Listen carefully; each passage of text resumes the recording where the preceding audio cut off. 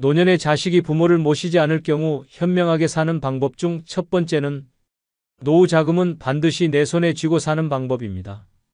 이 말은 단순한 조언이 아니라 인생을 지키는 절박한 생존의 원칙입니다. 노년의 자식이 부모를 모시지 않는 현실은 더 이상 뉴스가 아니라 주변의 흔한 이야기입니다. 사랑으로 키운 자식이지만 현실 앞에선 그 사랑도 종종 외면당합니다. 부모의 희생을 당연하게 여기고 부모의 재산을 자기 몫처럼 생각하며 부모가 늙자마자 관심을 거두는 자식도 있습니다. 믿고 맡긴 재산이 오히려 부모의 설 자리를 빼앗는 잔인한 무기가 되는 경우도 적지 않습니다. 돈이 없어도 서럽지만 돈이 있어도 그 돈을 빼앗긴 채 늙어가는 건 더 끔찍한 비극입니다. 남은 노후를 기대하며 자식에게 전 재산을 넘긴 순간부터 시작되는 냉대는 상상 이상으로 많습니다. 심지어 일부 자식들은 이미 다 받았으니 이제 부모 책임도 끝났다는 식으로 행동하기도 합니다. 그런 현실 앞에서 노후 자금을 지키지 않는다는 건 스스로 삶의 밑바닥을 향해 걸어 들어가는 것과 다르지 않습니다. 노후 자금은 단순한 생활비가 아닙니다. 존엄을 지키는 수단이며 선택권을 쥐는 무기입니다. 병원에 갈 때도 요양보호인을 부를 때도 혼자 밥을 먹는 순간에도 필요한 건 바로 그 자금입니다. 자식에게 손 벌리는 순간 관계는 바뀝니다. 자식의 눈치를 보게 되고 자신이 짐처럼 느껴지기 시작합니다. 이는 자존감의 붕괴로 이어지고 결국은 삶에 대한 의지마저 꺾이게 됩니다. 누구나 자식에게 모든 걸 주고 싶은 마음이 있습니다. 하지만 그 마음보다 중요한 건 내가 내 삶의 주인으로 끝까지 살아가는 것입니다. 내 돈은 내가 쓰기 위해 있는 것이고 내 노후를 위해 모은 자산은 내가 결정하고 내가 관리해야 합니다. 죽기 전에 한 푼도 남기지 않고 써야 진짜 잘 산 것이다라는 말은 단순한 어세가 아니라 노년의 자존을 지키는 철학입니다. 돈이 있으면 선택이 생깁니다. 누군가에게 의지하지 않아도 되고 내가 원하는 방식으로 살아갈 수 있습니다. 요양병원에 갈지, 방문 간호를 받을지, 식사를 시켜 먹을지 전부 돈이 결정합니다. 그런데 그 돈을 남이 쥐고 있다면 그 결정권도 남의 몫이 됩니다. 그것은 노년이 아닌 감금입니다. 부산 기장에 사는 김영희 할머니는 올해 79세입니다. 남편과 사별한 후 외동아들과 함께 살기로 하며 집과 예금 전부를 아들 명의로 바꿔줬습니다. 아들의 부탁이었고 어차피 자기 재산이니 믿었습니다. 처음엔 잘 지냈지만 1년이 채 지나지 않아 상황이 달라졌습니다. 며느리는 대놓고 눈치를 주었고 아들은 엄마, 이제 애들 학원비도 많고 라며 생활비 지원을 거절했습니다. 결국 김할머니는 하루에 2끼만 챙겨 먹고 전기장판 하나로 겨울을 버텼습니다. 하루는 병원에서 정기검진을 받으려 했지만 택시비가 아까워 걸어가다 쓰러졌습니다. 그날 이후 김할머니는 결심했습니다. 딸처럼 지내던 이웃에게 도움을 받아 변호사와 상담을 시작했고 어렵게 법적 소송을 거쳐 집 일부와 예금 일부를 다시 돌려받았습니다. 이후 작은 원룸으로 옮겨 살면서 최소한의 생활비와 건강관리비를 자신이 직접 관리하고 있습니다. 그녀는 요즘 매일 새벽에 일어나 커피 한 잔을 마시며 웃습니다. 이제야 살 것 같다고 말합니다. 누구의 눈치도 보지 않고 내가 내 돈으로 밥 먹고 병원 가고 가끔 친구 만나 커피 마실 수 있는 이 자유가 인생 최고의 사치라고 말합니다. 자식에게 전부 주고 고개 숙이는 삶보다는 내 손에 돈 쥐고 당당하게 늙는 삶이 훨씬 아름답고 행복하다는 걸 김할머니는 이제야 깨달았다고 말합니다. 두 번째는 재산 증여는 천천히 신중하게 진행하는 방법입니다. 사랑은 순간일 수 있지만 재산은 평생의 결과입니다. 자식이 아무리 사랑스럽고 믿음직스럽게 보여도 재산 앞에서는 본심이 달라지는 경우가 많습니다. 특히 부모가 나이가 들면 자식은 자연스럽게 이제 내 차례라고 생각하게 됩니다. 하지만 부모 입장에서 재산은 단순한 돈이 아닙니다. 평생 땀 흘려 만든 인생의 결실이며 노후를 지탱해줄 마지막 안전망입니다. 이 중요한 자산을 너무 빨리, 너무 쉽게 넘기는 순간 부모의 인생은 자식의 눈치 속으로 들어가게 됩니다. 세상엔 참 씁쓸한 진실이 있습니다. 재산을 주면 사람이 변한다는 말은 단순한 겁주기가 아닙니다. 실제로 많은 부모들이 자식에게 집을 넘기고 예금을 나눠주고 상속을 미리 정리한 후부터 자식의 태도가 차가워졌다고 말합니다. 손주를 데리고 자주 오던 며느리가 발길을 끊고 전화 자주 하던 아들이 점점 무뚝뚝해지고 결국 부모는 집안에서 조용히 잊혀지는 존재가 됩니다. 재산은 사랑의 증표가 아닙니다. 신뢰의 결과로 주는 것도 아닙니다. 그것은 철저하게 내 인생의 권한이며 내가 살아있는 한 내가 결정해야 할 권리입니다. 너무 쉽게, 너무 일찍, 너무 감정적으로 넘기는 순간 돌이킬 수 없는 후회를 남깁니다. 그리고 그 후회는 단순한 돈의 문제가 아니라 관계의 균열과 존엄의 상실로 이어집니다. 특히 많은 부모들이 어차피 다 줄 건데 지금 주는 게 낫지라고 생각합니다. 하지만 그것은 함정입니다. 지금이라는 시점은 자식에게는 완료가 되고 부모에게는 소외가 됩니다. 사랑이라는 이름으로 모든 재산을 증여하고 난 뒤 연락이 끊긴 자식들, 병원 한번 데려가지 않는 가족들, 결국 요양시설에서 쓸쓸히 눈을 감는 어르신들의 사연은 우리 주변에 넘쳐납니다. 증여는 나를 위한 선택이어야 합니다. 자식이 나를 돌보지 않아도 내 삶이 무너지지 않도록 준비된 상태에서 내가 통제할 수 있는 범위 내에서 천천히 나누는 것이 가장 현명합니다. 믿음이 아니라 시스템으로, 감정이 아니라 계획으로 진행해야 합니다. 필요하다면 변호사, 세무사, 공증인의 도움을 받아 정확하고 안전하게 진행해야 합니다. 증여는 끝이 아니라 시작이며 그 이후의 삶이 더 중요하다는 사실을 잊지 말아야 합니다. 서울 송파구에 사는 윤정희 할머니는 76세입니다. 3남매를 두었고 막내 아들이 가장 속 깊고 살뜰하게 챙겼습니다. 윤 할머니는 막내에게 미안한 마음이 컸습니다. 자식들 중 가장 늦게 자리 잡았고 경제적으로도 넉넉하지 않았기 때문입니다. 그래서 아파트를 미리 막내 아들 명의로 바꿔주었습니다. 내가 없어도 걱정 없이 살았으면 좋겠다는 마음이었습니다. 처음엔 고마워하던 아들이 점점 달라졌습니다. 집 근처에 살면서도 연락이 줄었고 병원에 데려다 달라는 부탁에도 바쁘다며 거절하기 일쑤였습니다. 어느 날은 윤 할머니가 갑자기 어지럼증을 느껴 혼자 병원 응급실에 가야 했습니다. 그날 이후 그녀는 스스로 묻기 시작했습니다. 내가 집을 주지 않았다면 지금도 이렇게 혼자였을까? 결국 윤 할머니는 이웃 아주머니와 친해져 동네에서 함께 병원도 가고 장도 보고 반찬도 나눠 먹는 생활을 시작했습니다. 그러던 어느 날 그 아주머니가 조심스레 물었습니다. 정희 언니, 아파트는 왜 그렇게 일찍 넘겼어? 그 순간 윤 할머니는 웃으며 말했습니다. 그땐 내가 현명하다고 생각했는데 지금은 그냥 성급했다고 느껴. 그리고 덧붙였습니다. 다음 생에 태어나면 재산은 손에 꼭 쥐고 살 거야. 천천히, 아주 천천히 나눠줄 거야. 이야기를 들은 동네 어르신들이 다들 박수를 쳤습니다. 그리고 농담처럼 말했습니다. 우리끼리 약속하자. 죽기 전까지 재산은 손에 쥐고 살자고. 웃음 속엔 진심이 담겨 있었습니다. 재산은 미련 없이 나누는 것이 아니라 후회 없이 지키는 것이 먼저입니다. 그것이 노년을 현명하게 사는 진짜 지혜입니다. 세 번째는 내 건강과 돌봄을 위한 비용은 미리 떼어두는 방법입니다. 이것은 단순한 준비가 아니라 나를 지키는 최소한의 무기입니다. 노년은 갑자기 무너집니다. 어느 날 넘어지며 시작되고 다음 날부터 병원이 일상이 됩니다. 젊었을 때는 상상도 못했던 병명들이 쏟아지고 일어나지도 못할 정도로 기운이 빠집니다. 그런데 그 순간 돈이 없으면 치료도 못 받고 간병인도 못 부릅니다. 아무도 도와줄 수 없는 그 외롭고 차가운 상황에서 내 곁에 있을 수 있는 유일한 존재는 바로 내가 미리 준비한 건강자금입니다. 노년에 자식이 있다고 안심하는 건 환상입니다. 자식은 바쁩니다. 직장에 치이고 아이들 키우느라 여유가 없습니다. 부모 돌봄은 늘 후순위로 밀립니다. 효도는 말뿐이고 현실에서는 나중에라는 말만 되풀이됩니다. 그때 병원비 한 번 나올 돈조차 없다면 당신은 누구도 부를 수 없습니다. 괜찮겠지라는 안일한 마음으로 시간을 보내다 보면 결국 누워서 후회만 남게 됩니다. 돈은 숫자가 아닙니다. 돈은 곧 선택의 자유입니다. 병원이든 요양시설이든 건강검진이든 한 번 더 나를 살릴 수 있는 결정은 결국 비용에서 나옵니다. 그런데 그 돈이 준비되어 있지 않으면 선택은커녕 굴욕만 남습니다. 누군가에게 손 벌려야 하고 자존심을 버려야 하며 심지어 무시당하는 일도 감수해야 합니다. 이는 단순한 경제 문제가 아니라 인생의 존엄에 대한 이야기입니다.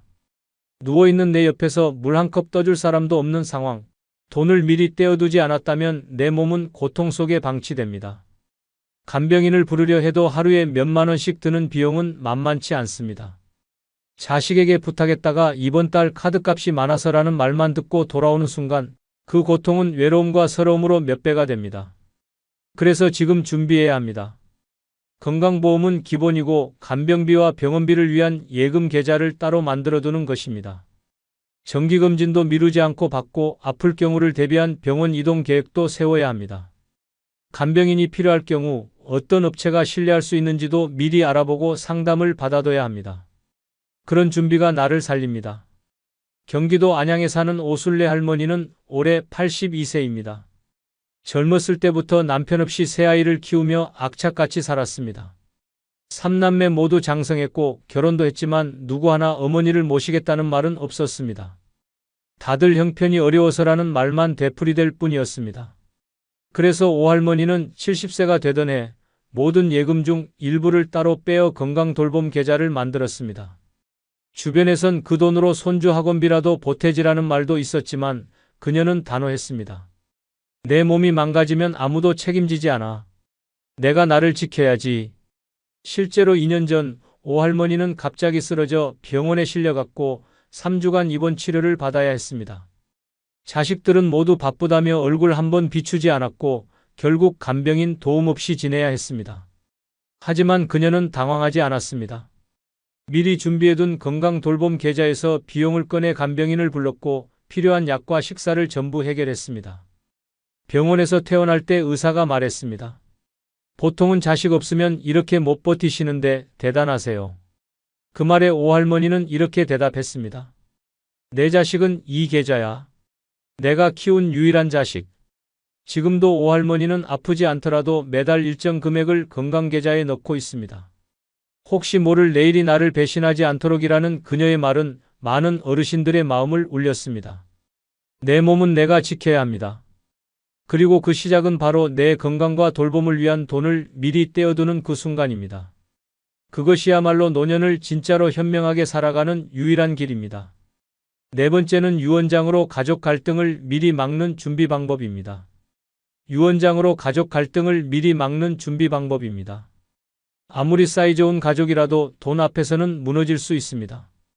특히 부모가 세상을 떠난 후 남겨진 재산을 두고 벌어지는 형제 간의 전쟁은 상상 이상으로 잔인하고 참혹합니다. 평생 우애 좋던 남매가 유산을 놓고 법정에서 서로를 고발하고 손주들 앞에서 소리 지르며 싸우는 일은 결코 드문 일이 아닙니다. 이 모든 비극은 단 하나, 유언장이 없었기 때문에 벌어지는 일입니다. 나는 자식들이 알아서 잘 나누겠지라는 막연한 믿음은 가장 위험한 착각입니다.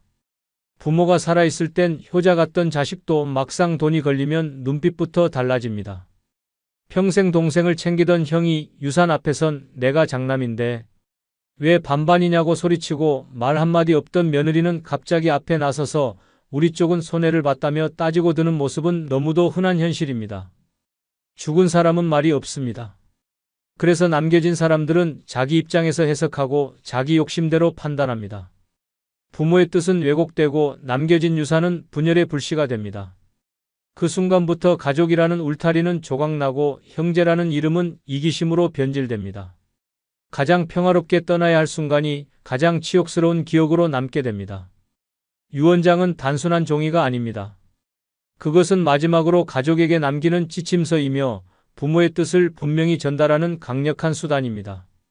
자식들이 다툴 이유를 원천적으로 차단하고 누가 얼마를 어떻게 받는지 명확하게 남김으로써 혼란과 갈등을 예방할 수 있습니다. 유언장은 사랑의 마무리이자 책임의 표현입니다. 특히 유언장을 작성할 때는 단순한 메모로 끝내지 말고 반드시 공증을 받는 것이 중요합니다. 전문가와 상담하여 법적 효력을 갖춘 문서로 남겨야 나중에 무효 처리되거나 분쟁이 발생하는 일을 막을 수 있습니다. 유언장은 재산 분배를 정하는 것을 넘어 가족 간의 신뢰와 존중을 지키는 마지막 방패입니다. 대전 유성구에 사는 이종숙 할머니는 올해 84세입니다. 그녀는 아파트 2채와 약간의 예금이 있었습니다. 세 자녀 모두 중산층 이상으로 겉보기엔 유산 분쟁과는 거리가 멀어 보였습니다. 하지만 할머니는 예전 이웃의 유산 싸움 이야기를 들은 후 우리 집도 예외는 아닐 수 있다는 생각이 들었다고 합니다. 그래서 그녀는 자식들에게 말도 하지 않고 변호사를 찾아갔습니다. 그리고 자신이 원하는 대로 유언장을 작성했습니다. 큰딸에겐 살던 아파트를, 둘째 아들에겐 예금을, 막내딸에겐 자신이 거주하던 작은 집을 남기기로 했습니다. 그 이유도 유언장에 적었습니다.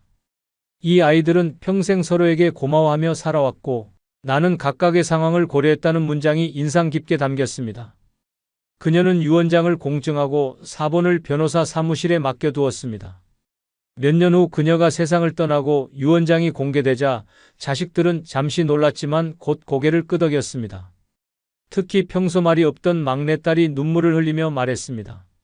엄마가 우리 다 생각하고 준비하신 거네요. 감사해요. 그날 이후 세 남매는 단 한 번도 유산 문제로 다투지 않았습니다. 오히려 유언장 덕분에 어머니의 뜻을 다시 새기며 서로에게 더 잘하려 애썼다고 합니다. 지금도 이종숙 할머니의 유언장은 동네 노인정에서 가장 현명한 마지막 선택으로 회자되고 있습니다. 유언장이 없었다면 아마 평생 남을 상처만 남았을 것입니다. 남겨진 가족이 미움이 아닌 감사로 기억할 수 있도록 유언장은 반드시 준비해야 할 노년의 지혜입니다. 다섯 번째는 사기와 착취로부터 나를 지키는 금융 지식 갖추는 방법입니다. 사기와 착취로부터 나를 지키는 금융 지식 갖추는 방법입니다. 노년은 한평생 열심히 살아온 대가로 평온해야 하지만 현실은 그리 호락호락하지 않습니다. 요즘 사기꾼들은 어르신들의 눈물 위에 밥을 짓고 평생 모은 돈을 한순간에 가로채며 웃음을 짓습니다. 자식도 모시지 않는 세상에 믿을 사람이라고는 자신뿐입니다. 그런데 그 자신이 아무런 금융 지식 없이 살아간다면 결국 가장 약한 고리가 되어버립니다. 어르신들을 노리는 금융 사기는 해마다 정교해지고 있습니다. 전화로, 문자로, 심지어 직접 집을 찾아와 감언이설로 속입니다. 국민연금이 더 나올 수 있다. 정부 지원을 받을 수 있다. 자식에게 부담 주지 않게 장례비를 미리 준비하라는 말로 접근해 통장 비밀번호를 받아내거나 이름도 처음 들어보는 상품에 수천만 원을 투자하게 만드는 일이 비일비재합니다. 더 충격적인 건 이 모든 일이 자식의 무관심 속에서 벌어진다는 사실입니다. 부모를 챙기지 않는 자식은 많고 그 틈을 파고드는 사기꾼은 더욱 많습니다. 심지어 가족을 사칭해 돈을 요구하는 보이스피싱부터 잘 알고 지내던 이웃이 투자 명목으로 돈을 빌리고 사라지는 일도 일상입니다. 한 번 속으면 모든 걸 잃고 그 뒤에는 오직 후회와 눈물만 남습니다. 노년에는 철저하게 방어적인 금융 태도가 필요합니다. 모르는 전화는 받지 않고 통장은 한 개로 단순하게 관리하며 예금과 재산은 꼭 본인 명의로 분산해둬야 합니다. 절대로 비밀번호나 통장 정보를 다른 사람에게 알려줘서는 안 됩니다. 인터넷 사용이 익숙하지 않더라도 최소한의 금융문자 알림은 반드시 설정해야 합니다. 또한 정기적으로 금융상담을 받을 수 있는 복지기관이나 은행의 무료 상담, 창구를 활용하는 것도 좋은 방법입니다. 가장 중요한 건 돈을 지키는 것도 결국은 정보 싸움이라는 사실입니다. 모르면 당하고 알면 피할 수 있습니다. 친구 따라, 친척 따라 무작정 가입하는 보험이나 투자 상품은 피하고 이해되지 않는 조건에는 절대 사인하지 않아야 합니다. 아깝다고 생각하지 말고 작은 돈이라도 전문가와 상의하는 습관을 가져야 합니다. 노년의 돈은 생존이고 자존이고 마지막 자부심입니다. 그걸 남의 손에 쉽게 맡겨서는 안 됩니다. 전북 전주에 사는 김남희 할머니는 78세입니다. 그녀는 한때 친구 소개로 노후 보장형 황금 투자라는 말에 혹해 5천만 원을 한 회사에 투자했습니다. 친구는 매달 수익이 나온다며 할머니를 설득했고 친절한 직원은 정장을 차려입고 집까지 찾아와 서류를 챙겨갔습니다. 처음 2달은 이자처럼 소액이 입금되었지만 그 이후로는 연락이 끊기고 사무실은 텅 비어 있었습니다. 자식들에게 말도 못하고 경찰에 신고하러 가는 길은 너무도 참담했습니다. 내가 이렇게 무지했구나라는 생각에 자책만 쌓였습니다. 그러나 그 후 김할머니는 달라졌습니다. 구청에서 하는 금융교육 프로그램에 빠지지 않고 참여했고 스마트폰 뱅킹도 배웠습니다. 문자로 오는 보이스피싱도 직접 신고하고 이젠 주변 어르신들에게도 조심하라고 조언하는 노인 금융지킴이가 되었습니다. 어느 날 시장에서 만난 또래 아주머니가 이런 투자 하나 들어보자고 했을 때 김할머니는 단호하게 말했습니다. 난 내 돈, 이젠 내 손에만 있어. 세상에 공짜는 없고 투자보다 소중한 건 내 평온이야. 그 말에 아주머니는 고개를 끄덕이며 돌아갔고 김할머니는 속으로 이렇게 외쳤습니다. 이젠 나도 당하지 않아. 내가 나를 지킬 거야. 이처럼 금융 지식은 돈을 지키는 것이 아니라 인생을 지키는 무기입니다. 자식이 나를 모시지 않더라도 나는 내 지식으로 내 돈과 내 삶을 지킬 수 있어야 합니다. 그것이야말로 진짜 현명한 노년의 시작입니다. 끝까지 시청해 주셔서 감사합니다. 노인 자식이 노인 부모를 간병하는 장수시대. 곱게 늙는 방법 중 첫 번째는 외우기 훈련으로 기억력을 유지하는 뇌자극 활동입니다. 외우기 훈련으로 기억력을 유지하는 뇌자극 활동입니다. 지금 우리는 믿기 어려운 시대를 살고 있습니다. 자식이 늙고 부모가 더 늙은 시대입니다. 문제는 나이 든 자식이 먼저 치매에 걸리는 일조차 낯설지 않다는 현실입니다. 어느새 70세 자식이 95세 부모의 기저귀를 갈고 정신 잃은 아들의 배변을 받아내며 눈물을 훔치는 부모의 이야기가 뉴스 한 켠에 조용히 실립니다. 이것이 바로 100세 시대의 잔혹한 민낯입니다. 치매는 나이만 먹는다고 오는 것이 아닙니다. 준비하지 않으면 누구에게나 찾아오는 무서운 질병입니다. 아무리 건강하게 살아왔다 해도 기억을 지키지 못하면 나의 인생 전체가 무너집니다. 사람의 얼굴을 잊고 밥을 먹었는지도 기억하지 못하고 자신의 이름조차 잊는다는 것은 단순한 불편함이 아니라 존재의 상실입니다. 그보다 더 끔찍한 건 내가 사랑하는 사람의 얼굴을 알아보지 못하는 순간입니다. 그 시작은 단순한 깜빡임에서 옵니다. 약속 시간을 잊고 냉장고에 휴대폰을 넣고 말을 하다가 단어가 생각나지 않는 그런 사소함들이 쌓여갑니다. 그러다 어느 날 완전히 낯선 표정으로 자식의 이름을 묻는 날이 오게 됩니다. 그리고 그날이 온 이후로는 되돌릴 수 없습니다. 그 끔찍한 미래를 피할 수 있는 단 하나의 방법은 지금입니다. 뇌를 자극하고 기억을 훈련하는 작은 습관들이 그 미래를 막는 유일한 무기입니다. 외우기 훈련은 치매 예방의 가장 기본적이지만 강력한 방법입니다.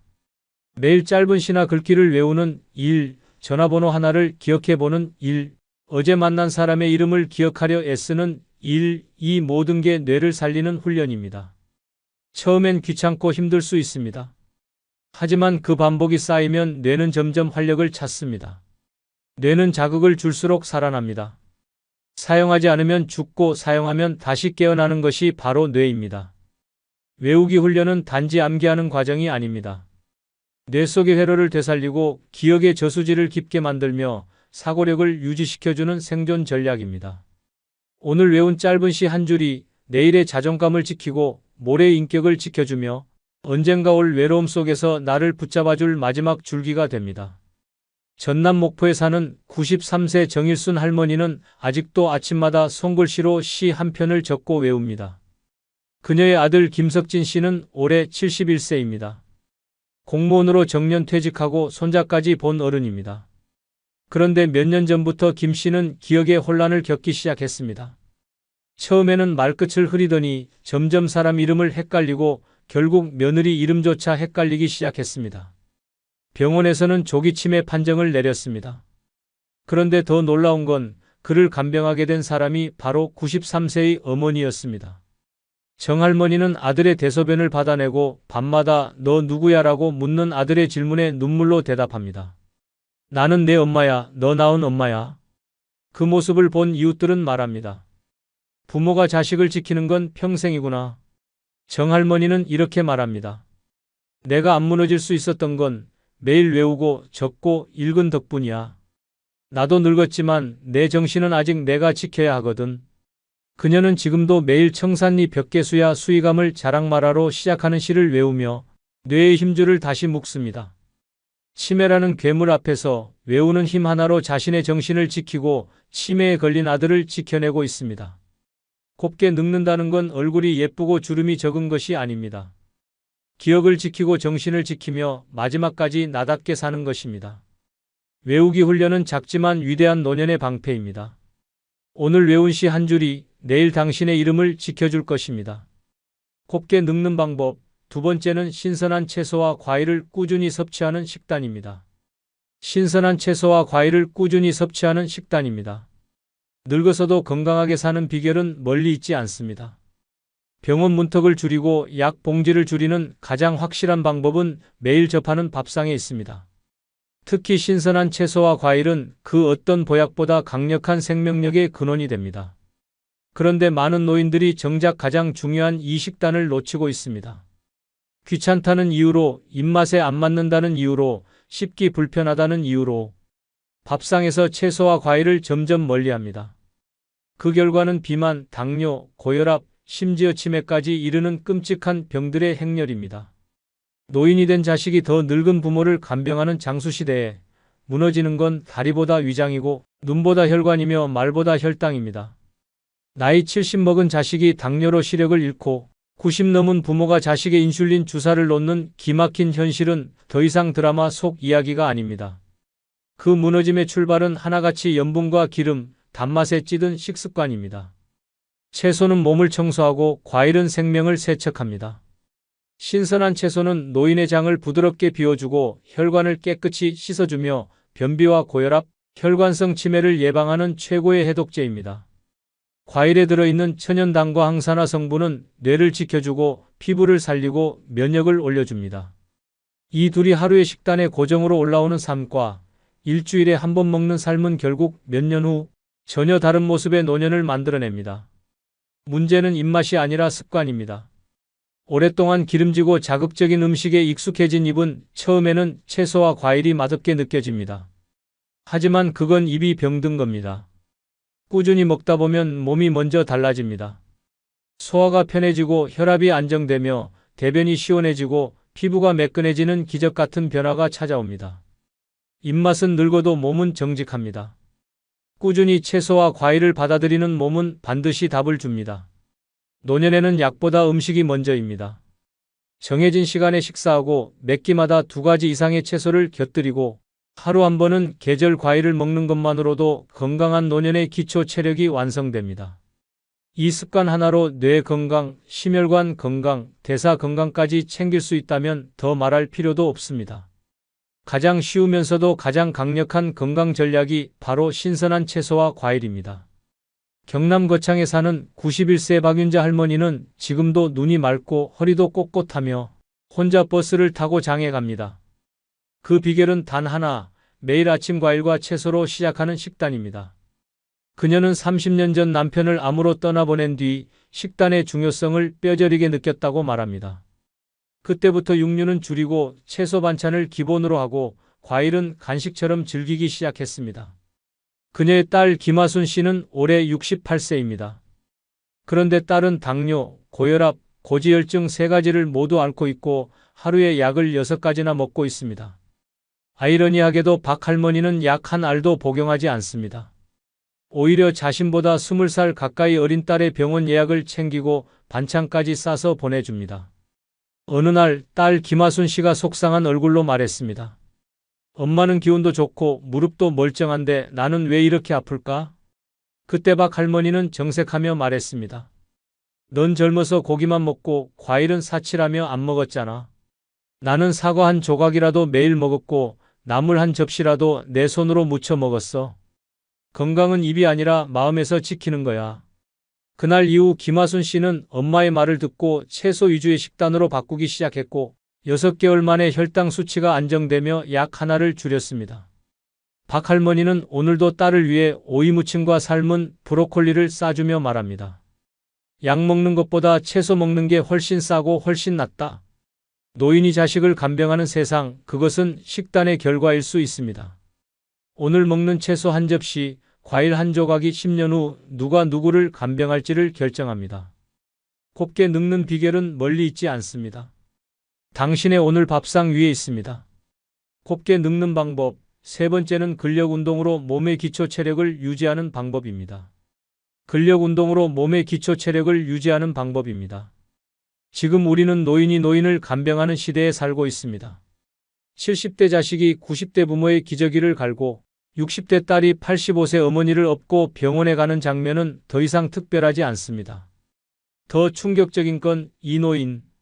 자식들조차 이미 허리와 무릎이 망가진 상태에서 다른 노인을 돌보고 있다는 현실입니다.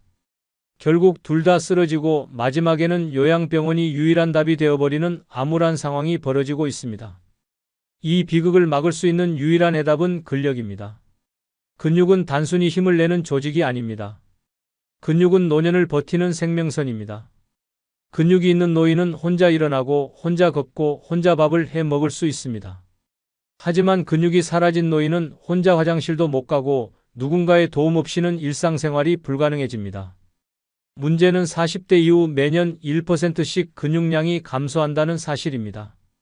70세가 되면 절반 가까운 근육이 사라져 있고 이미 몸은 넘어지기 직전까지 약해져 있습니다. 넘어지면 어떻게 될까요? 엉덩이뼈가 부러지고 누워만 지내다 폐렴이 오고 결국 치매로 이어집니다. 모든 질병의 시작은 넘어짐입니다. 그리고 그 넘어짐은 근육 없음에서 시작됩니다.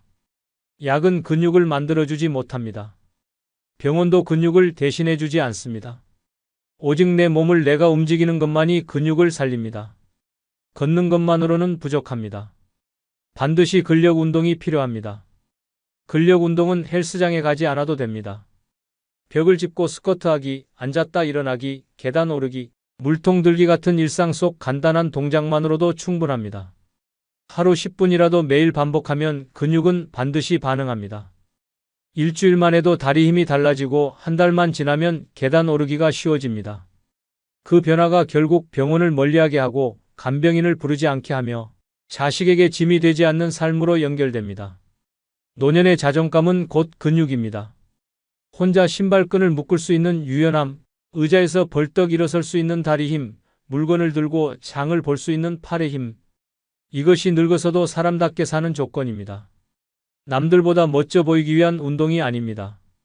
쓰러지지 않기 위한 운동입니다. 내 몸을 내가 끝까지 쓰기 위한 준비입니다. 근육은 돈이 없어도 만들 수 있고 늙어도 늦지 않습니다. 지금 당장 시작하는 것이 가장 빠릅니다. 충북 충주에 사는 88세 이춘자 할머니는 동네에서 여장군이라는 별명을 갖고 있습니다. 이유는 간단합니다. 팔굽혀펴기를 10개씩 하고 김장철이면 혼자 김치통을 옮기며 계단도 쉬지 않고 오르내리기 때문입니다. 놀라운 건 그녀가 70세에 허리디스크 수술을 받고 나서야 운동을 시작했다는 사실입니다. 그녀는 당시 병원에서 앞으로는 무거운 거 들지 마세요라는 말을 듣고 분노했습니다.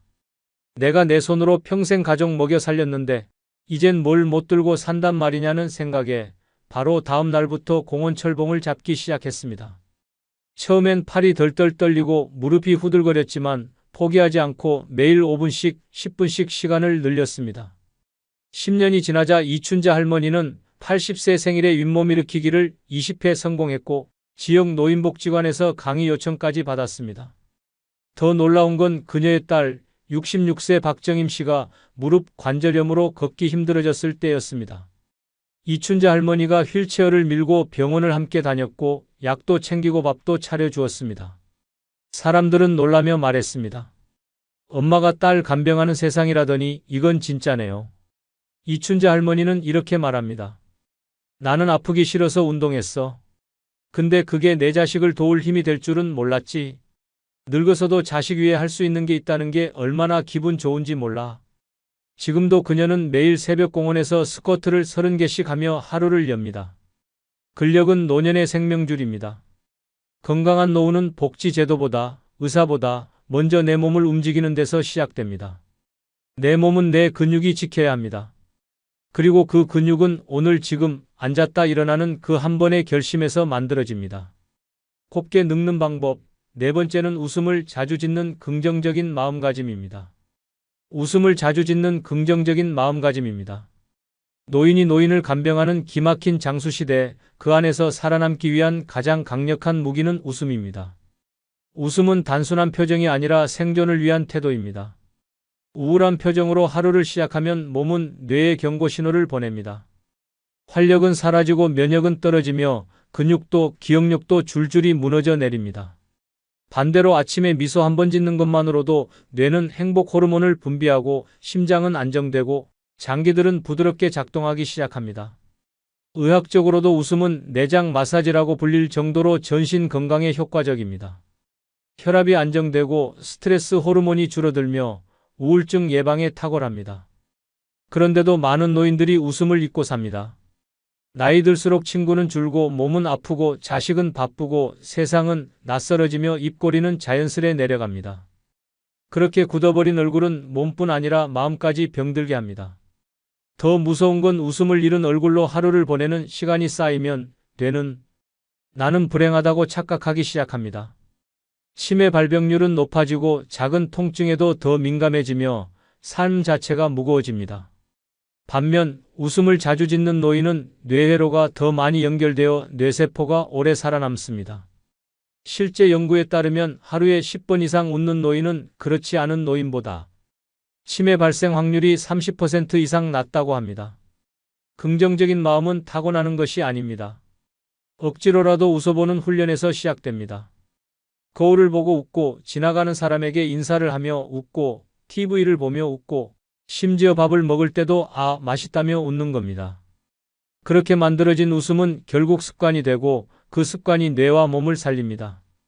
표정을 바꾸면 인생이 바뀐다는 말은 단순한 격언이 아닙니다. 과학적 진실입니다. 웃음은 인간관계에서도 절대적입니다. 찡그린 얼굴로 모임에 들어오면 사람들은 피하지만 환하게 웃으며 안녕하세요. 한마디 건네면 분위기는 순식간에 따뜻해집니다. 노년의 가장 큰 복은 사람 복입니다. 사람 복을 만드는 건 웃음입니다. 웃는 사람 옆에는 사람이 모이고 웃는 사람 곁에는 도움이 따라옵니다. 그래서 웃는 노인은 늙어도 외롭지 않고 힘들어도 무너지지 않으며 병들어도 버텨냅니다. 경기 고양시에 사는 87세 조영자 할머니는 동네에서 웃음 대장으로 불립니다. 그녀는 실버 요가반에서도 동네 마트에서도 병원 대기실에서도 항상 웃고 있습니다. 그래서 사람들은 그녀 곁에 앉고 싶어 하고 모임에도 그녀가 없으면 분위기가 싱겁다고 말합니다. 놀라운 건 그녀의 아들 김춘석 씨가 68세에 조기 치매 판정을 받았다는 사실입니다. 자식보다 더 오래, 더 건강하게 살아있는 현실에 조 할머니는 충격을 받았지만 그 순간에도 웃음을 놓지 않았습니다. 병원에서 의사가 아드님 상태가 점점 나빠질 수 있습니다라고 말했을 때 조 할머니는 눈물을 닦고 이렇게 말했습니다. 그러면 내가 웃어야죠. 내가 울면 아들도 무너지잖아요. 그녀는 지금도 아들의 이름을 매일 5번씩 크게 부릅니다. 춘서가 오늘 날씨 좋다 웃자 그렇게 말하면서 아들에게 억지로라도 입꼬리를 올려주고 손을 잡고 깔깔 웃으며 TV를 봅니다. 그 덕분인지 김 씨는 치매 진행이 느려졌고 아직도 어머니를 정확히 기억하며 우리 엄마는 참 웃기는 여자야라고 농담을 합니다. 동네 사람들은 조 할머니에게 비결이 뭐냐고 묻습니다. 그녀는 단호하게 말합니다. 비결? 그냥 웃어요. 웃으면 내가 살고 웃으면 자식도 살고 웃으면 병도 도망가요. 그렇게 말하며 또 호 웃는 그 얼굴은 주름 하나하나가 빛나 보입니다. 늙어도 곱게 늙는 사람은 웃는 사람입니다. 기운이 없을수록 웃어야 하고 아플수록 웃어야 하며 외로울수록 더 웃어야 합니다. 웃음은 얼굴의 화장이 아니라 인생의 생명줄입니다. 오늘도 거울 앞에서 웃어보는 그 3초가 내일을 살리는 힘이 됩니다. 곱게 늙는 방법 5번째는 음악을 듣고 따라 부르는 뇌 활성화 습관입니다. 음악을 듣고 따라 부르는 뇌 활성화 습관입니다. 지금 우리는 노인이 노인을 간병하는 시대를 살고 있습니다. 자식이 70이고 부모가 95인 시대, 그 중에서도 자식이 먼저 치매에 걸려 부모가 간병하는 기막힌 현실이 더 이상 드문 이야기가 아닙니다. 누구나 그렇게 늙어갈 수 있고 누구든 그렇게 무너질 수 있는 시대입니다. 이런 시대에서 뇌를 살리는 가장 쉽고 확실한 방법 중 하나는 바로 음악입니다. 특히 음악을 듣고 따라 부르는 습관은 뇌세포를 자극하고 기억 회로를 되살리는 두뇌 생명줄입니다. 음악은 단순히 귀를 즐겁게 하는 것이 아닙니다.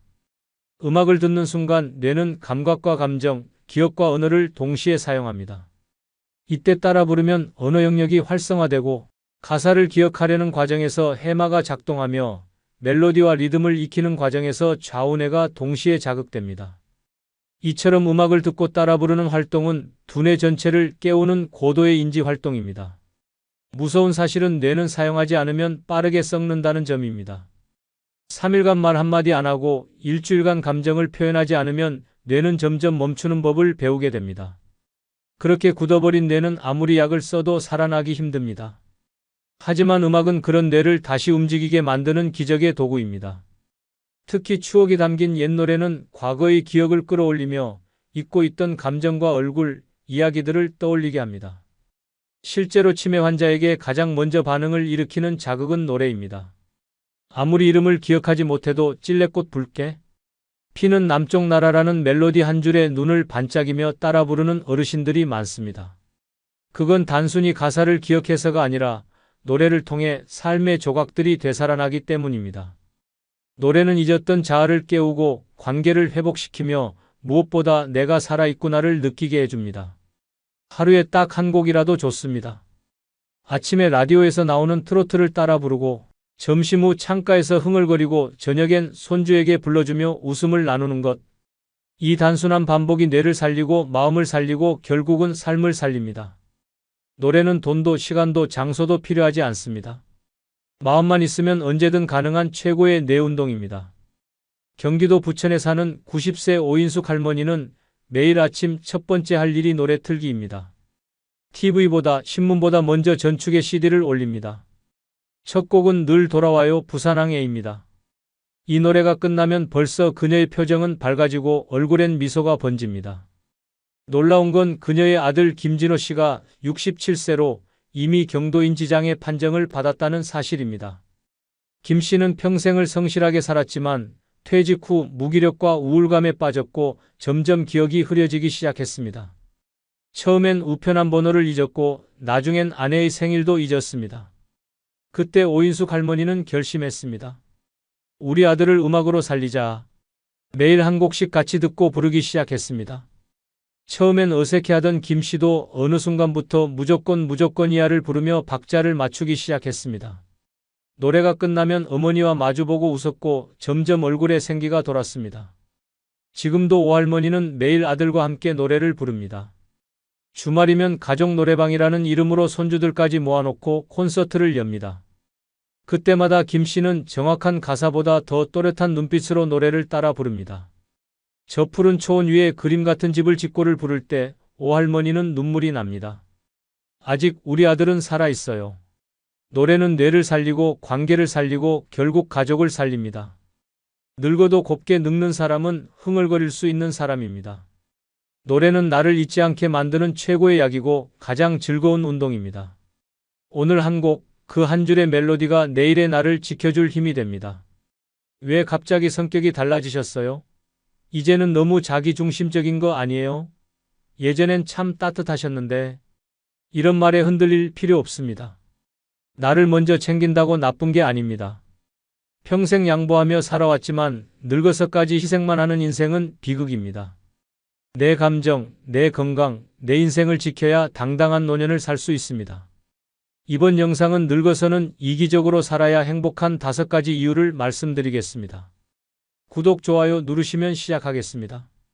늙어서는 이기적으로 살아야 행복한 이유 첫 번째는 하고 싶은 말을 못하면 억울함이 쌓이기 때문입니다. 평생을 참고 살았습니다. 남 눈치 보고 가족 눈치 보고 괜히 말 꺼냈다가 분위기 흐릴까봐 입을 다물었습니다. 그런데 그 조용한 인내의 끝은 고요한 분노, 울분, 그리고 말 못할 병으로 되돌아왔습니다. 하고 싶은 말을 마음속에만 쌓아두면 그것은 절대 사라지지 않습니다. 그 감정은 몸 안에서 답답함으로, 두통으로, 가슴 통증으로, 고혈압으로 변해갑니다. 말 한마디 못한 억울함이 쌓이고 또 쌓이면 결국 자신을 무너뜨리는 가장 강력한 독이 됩니다. 특히 가족 안에서 참는 일은 더 치명적입니다. 며느리가 예의 없이 행동해도, 손주가 무례한 말을 해도, 자식이 마음을 몰라줘도 괜히 어색해질까봐, 나이든 내가 예민한 걸까봐 스스로만 자꾸 참고 넘깁니다. 그러나 그 순간 상대는 오히려 이렇게 생각합니다. 아무 말 없는 걸 보니 괜찮은가 보다. 원래 저분은 이해심이 많으시니까? 그 순간부터 당신은 의견 없는 사람, 말 안 해도 되는 사람, 당해도 조용히 넘기는 사람이 되어갑니다. 하지만 참는다고 모두가 고마워하지는 않습니다. 오히려 그 침묵은 당연함과 무시로 돌아오고 당신의 존재는 점점 희미해집니다. 존중은 표현에서 나옵니다.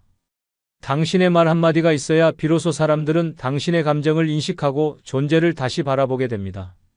억울한데 말하지 않으면 평생 억울한 채로 늙어갑니다. 감정은 표현하지 않으면 썩고 썩은 감정은 마음을 병들게 하고 병든 마음은 몸까지 무너뜨립니다.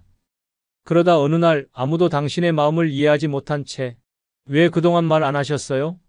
라는 뒷북 위로만 던집니다. 나이 들어 하고 싶은 말조차 못하면 남는 건 후회뿐입니다. 그 한마디가 나를 살리는 생존의 소리입니다. 이제는 참는 것이 미덕이 아닙니다.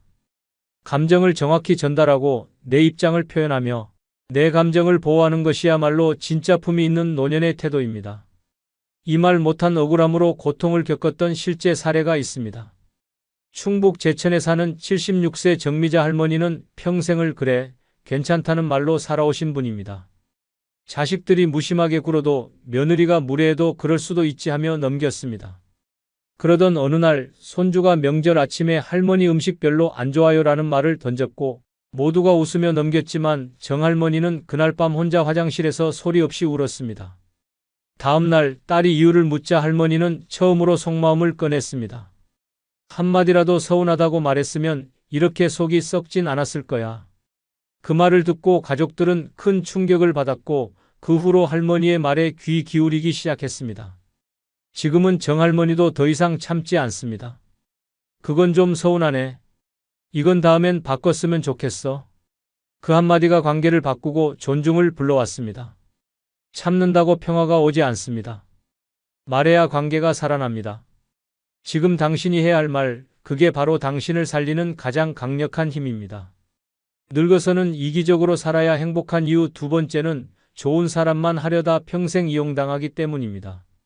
늙어서는 이기적으로 살아야 행복한 이유 중 하나는 좋은 사람만 하려다 평생 이용당하기 때문입니다. 평생을 착하게 살았습니다. 누구 부탁도 거절 못하고 힘들어도 괜찮다고 웃고 내 것을 나눠주며 살았습니다. 그런데 돌아보면 남는 건 좋은 사람이라는 애매한 명찰 하나뿐입니다. 정작 나는 맨날 뒷전이고 내 마음 알아주는 사람 하나 없다는 외로움만 남았습니다. 사람들은 착한 사람에게 더 많은 것을 요구합니다. 부탁 좀 할게요. 이번 한 번만요. 그 정도는 해주시잖아요. 처음엔 고마움이라도 표현하지만 시간이 지나면 그것도 사라지고 당연한 노동, 의무, 책임으로 바뀌어갑니다. 좋은 사람 코스프레를 오래 하면 무서운 일이 벌어집니다. 당신의 희생이 당연해지고 당신의 고통이 무시되며 당신의 감정은 사라집니다. 아무리 착해도 아무리 참아도 결국 남은 건 헐값에 취급당한 인생의 찌꺼기뿐입니다. 특히 나이 든 후에도 계속 좋은 사람 하려는 사람은 자식들에게도 가족들에게도 이웃들에게도 끝없는 이용 대상으로 전락합니다. 도와줬는데 연락 한 통 없고 줬는데 감사도 없고 챙겨줬는데 오히려 왜 이제야? 라는 소리까지 듣게 됩니다. 착한 사람은 사람들에게 안전한 대상, 부담 없는 소비재가 됩니다.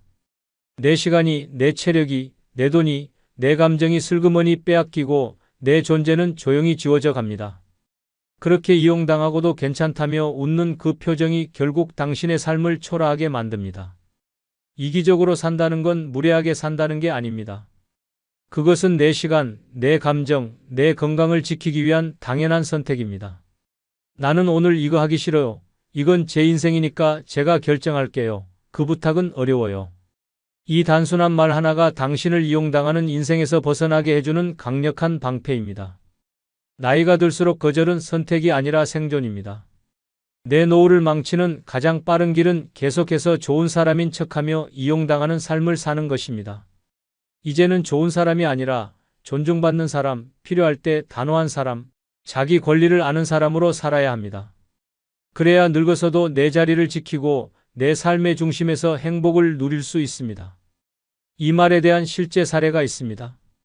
경기도 성남에 사는 75세 이영자 할머니는 동네에서 유명한 좋은 이웃이었습니다. 김치 담그면 나눠주고 집안일 부탁하면 싫은 소리 없이 해주고 심지어 며느리까지도 우리 엄마는 진짜 천사예요 라며 입버릇처럼 말하곤 했습니다. 하지만 천사라 불리던 할머니는 점점 허리 통증, 손목 통증, 심한 우울감에 시달렸습니다.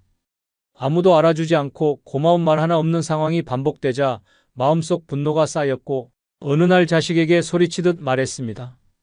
너희는 내가 해주는 게 당연하지? 나 사람 아니야? 나도 이제 못해. 하기 싫어. 그날 이후 자식은 깜짝 놀랐고 며느리도 눈물을 흘리며 죄송해요. 어머니가 힘드신 줄 몰랐어요 라고 말했습니다. 이영재 할머니는 그날 이후 모든 걸 바꿨습니다. 집안일 부탁도 안 돼, 음식 부탁도 힘들어, 손자 부탁도 이제는 못 봐라고 말하며 거절하기 시작했습니다. 놀랍게도 가족들은 더 존중해 주었고 이웃도 어르신도 쉬셔야죠 라고 먼저 배려해 주기 시작했습니다. 이 할머니는 웃으며 말했습니다. 좋은 사람 하다 병날 뻔했어. 이젠 딱 필요한 만큼만, 내 기분 좋은 만큼만 챙겨줄 거야. 착한 척하다 인생 잃지 마십시오. 진짜 행복한 노년은 남에게 좋은 사람 아닌 나에게 솔직한 사람으로 살아가는 것에서 시작됩니다. 당신을 희생시키는 좋은 사람 타이틀은 이제 벗어도 됩니다. 남보다 나를 먼저 챙기는 이기심이야말로 늙어서도 존중받고 행복하게 살아남는 가장 현명한 방법입니다. 늙어서는 이기적으로 살아야 행복한 이유 세 번째는 참기만 하면 병이 되어 돌아오기 때문입니다. 늙어서는 이기적으로 살아야 행복한 이유 중 하나는 참기만 하면 병이 되어 돌아오기 때문입니다. 괜찮다는 말로 자신을 속이고 어차피 내일이다라고 참으며 살면 그 억누른 감정이 결국 몸에 쌓여 병이 됩니다. 누가 봐도 인생의 후반기에는 나를 위한 시간, 나를 위한 감정이 우선이지만 많은 노인들이 여전히 좋은 사람 코스프레를 하며 참는 습관을 고집합니다. 하지만 참는 것은 그냥 넘어가는 것이 아니라 자신의 감정을 숨기고 억제하는 자가 치명적인 폭발을 일으킬 씨앗을 심는 것입니다. 감정을 억누르면 그 억제된 에너지는 몸속에 쌓이고 뇌에서 불만으로 변하고 결국은 통증, 질병, 그리고 고통으로 나타나기 시작합니다. 사람들은 자주 참는 게 미덕이다라고 말합니다. 그러나 참는 것의 본질은 자기 자신을 무시하고 내 감정을 덮어두고 결국 내 건강을 바꾸는 위험한 선택입니다. 나이 든 몸은 더 이상 감정을 억제하는 것에 내성이 없으며 억지로 참으면서 스트레스 호르몬인 코르티솔이 분비되면 면역력은 떨어지고 체내 염증이 쌓여갑니다. 이는 심각한 만성질환, 고혈압, 당뇨병, 그리고 심장병을 불러옵니다.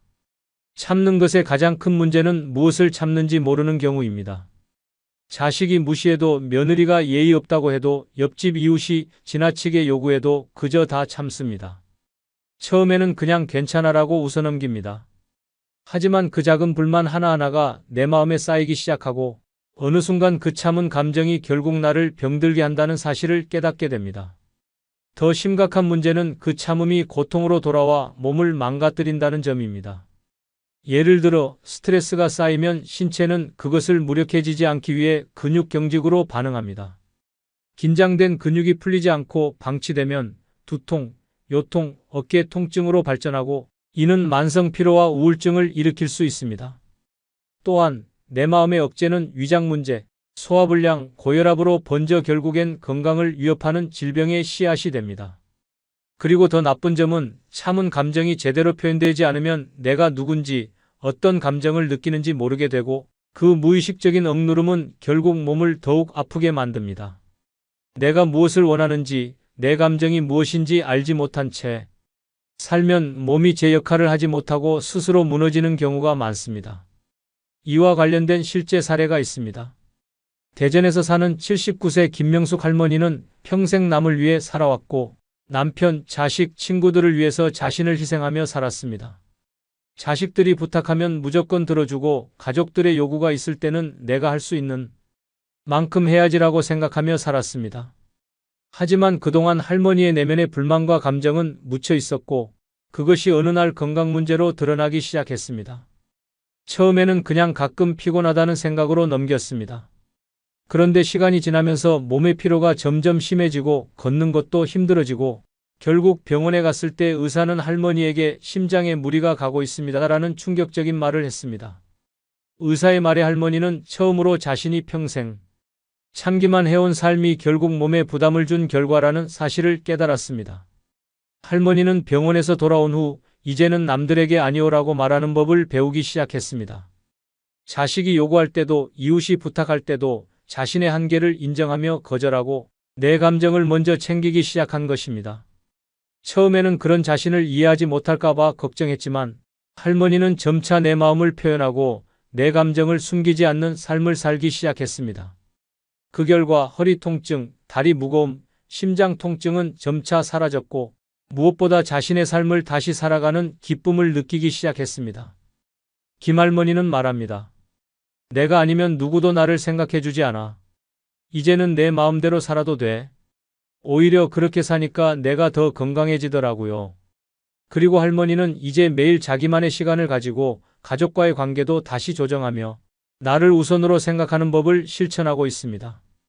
참는 것, 그것이 병이 되어 돌아오는 이유입니다. 내 감정을 억누르고 참고 살아서는 몸도 마음도 건강할 수 없습니다.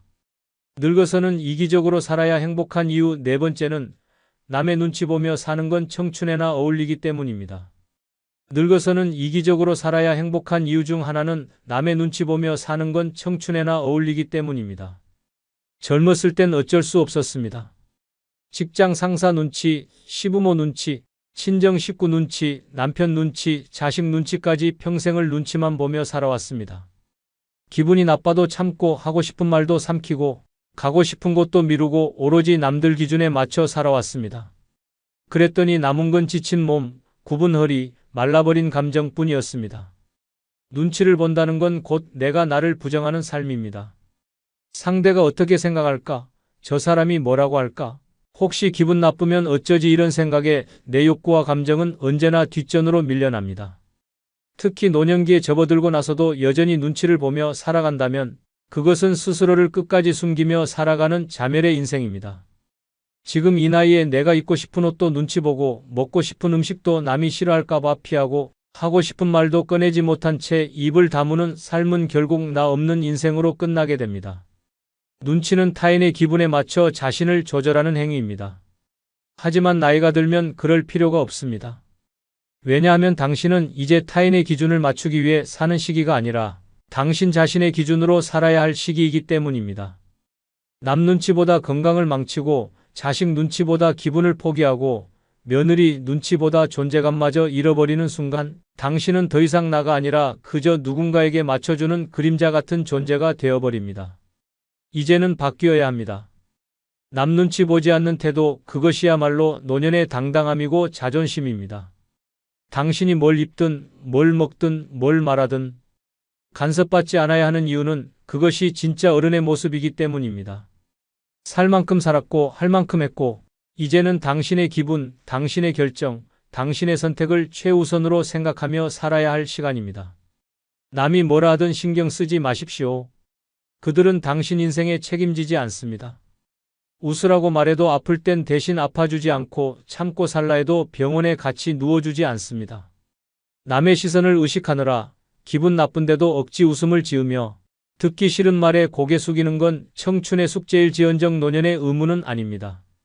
이제는 마음껏 불편한 티를 내고 하기 싫은 건 안 하고 먹고 싶은 건 먹고 입고 싶은 건 입고 말하고 싶은 건 당당히 말해야 할 나이입니다. 그것이야말로 진짜 나로 살아가는 인생이고 존엄한 노년을 지키는 가장 멋진 자세입니다.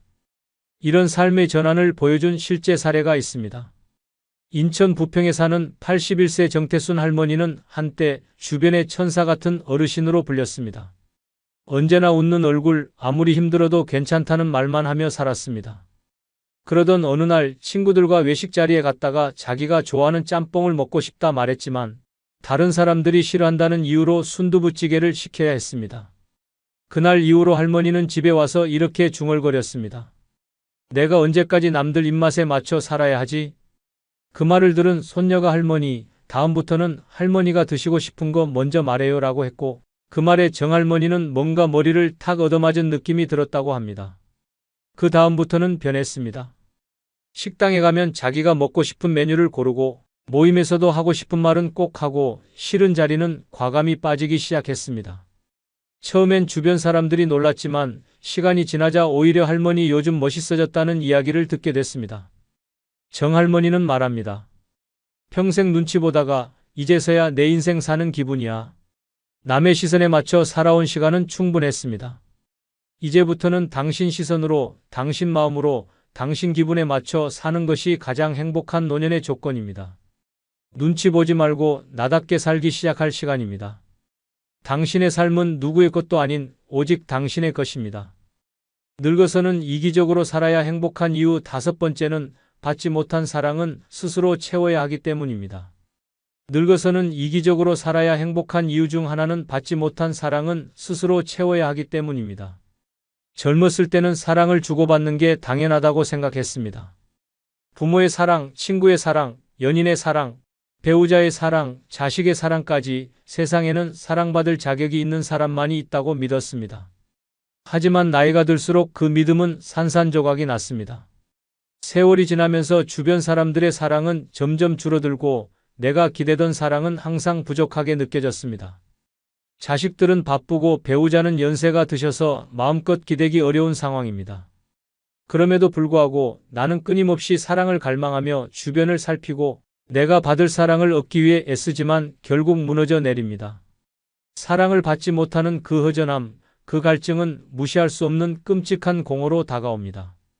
그 공허함은 점점 내 삶의 모든 감정과 에너지를 삼키기 시작하고 결국엔 내 존재까지 의심하게 만듭니다. 내가 사랑받지 못하면 나는 아무것도 아닌 사람이 되어버린다.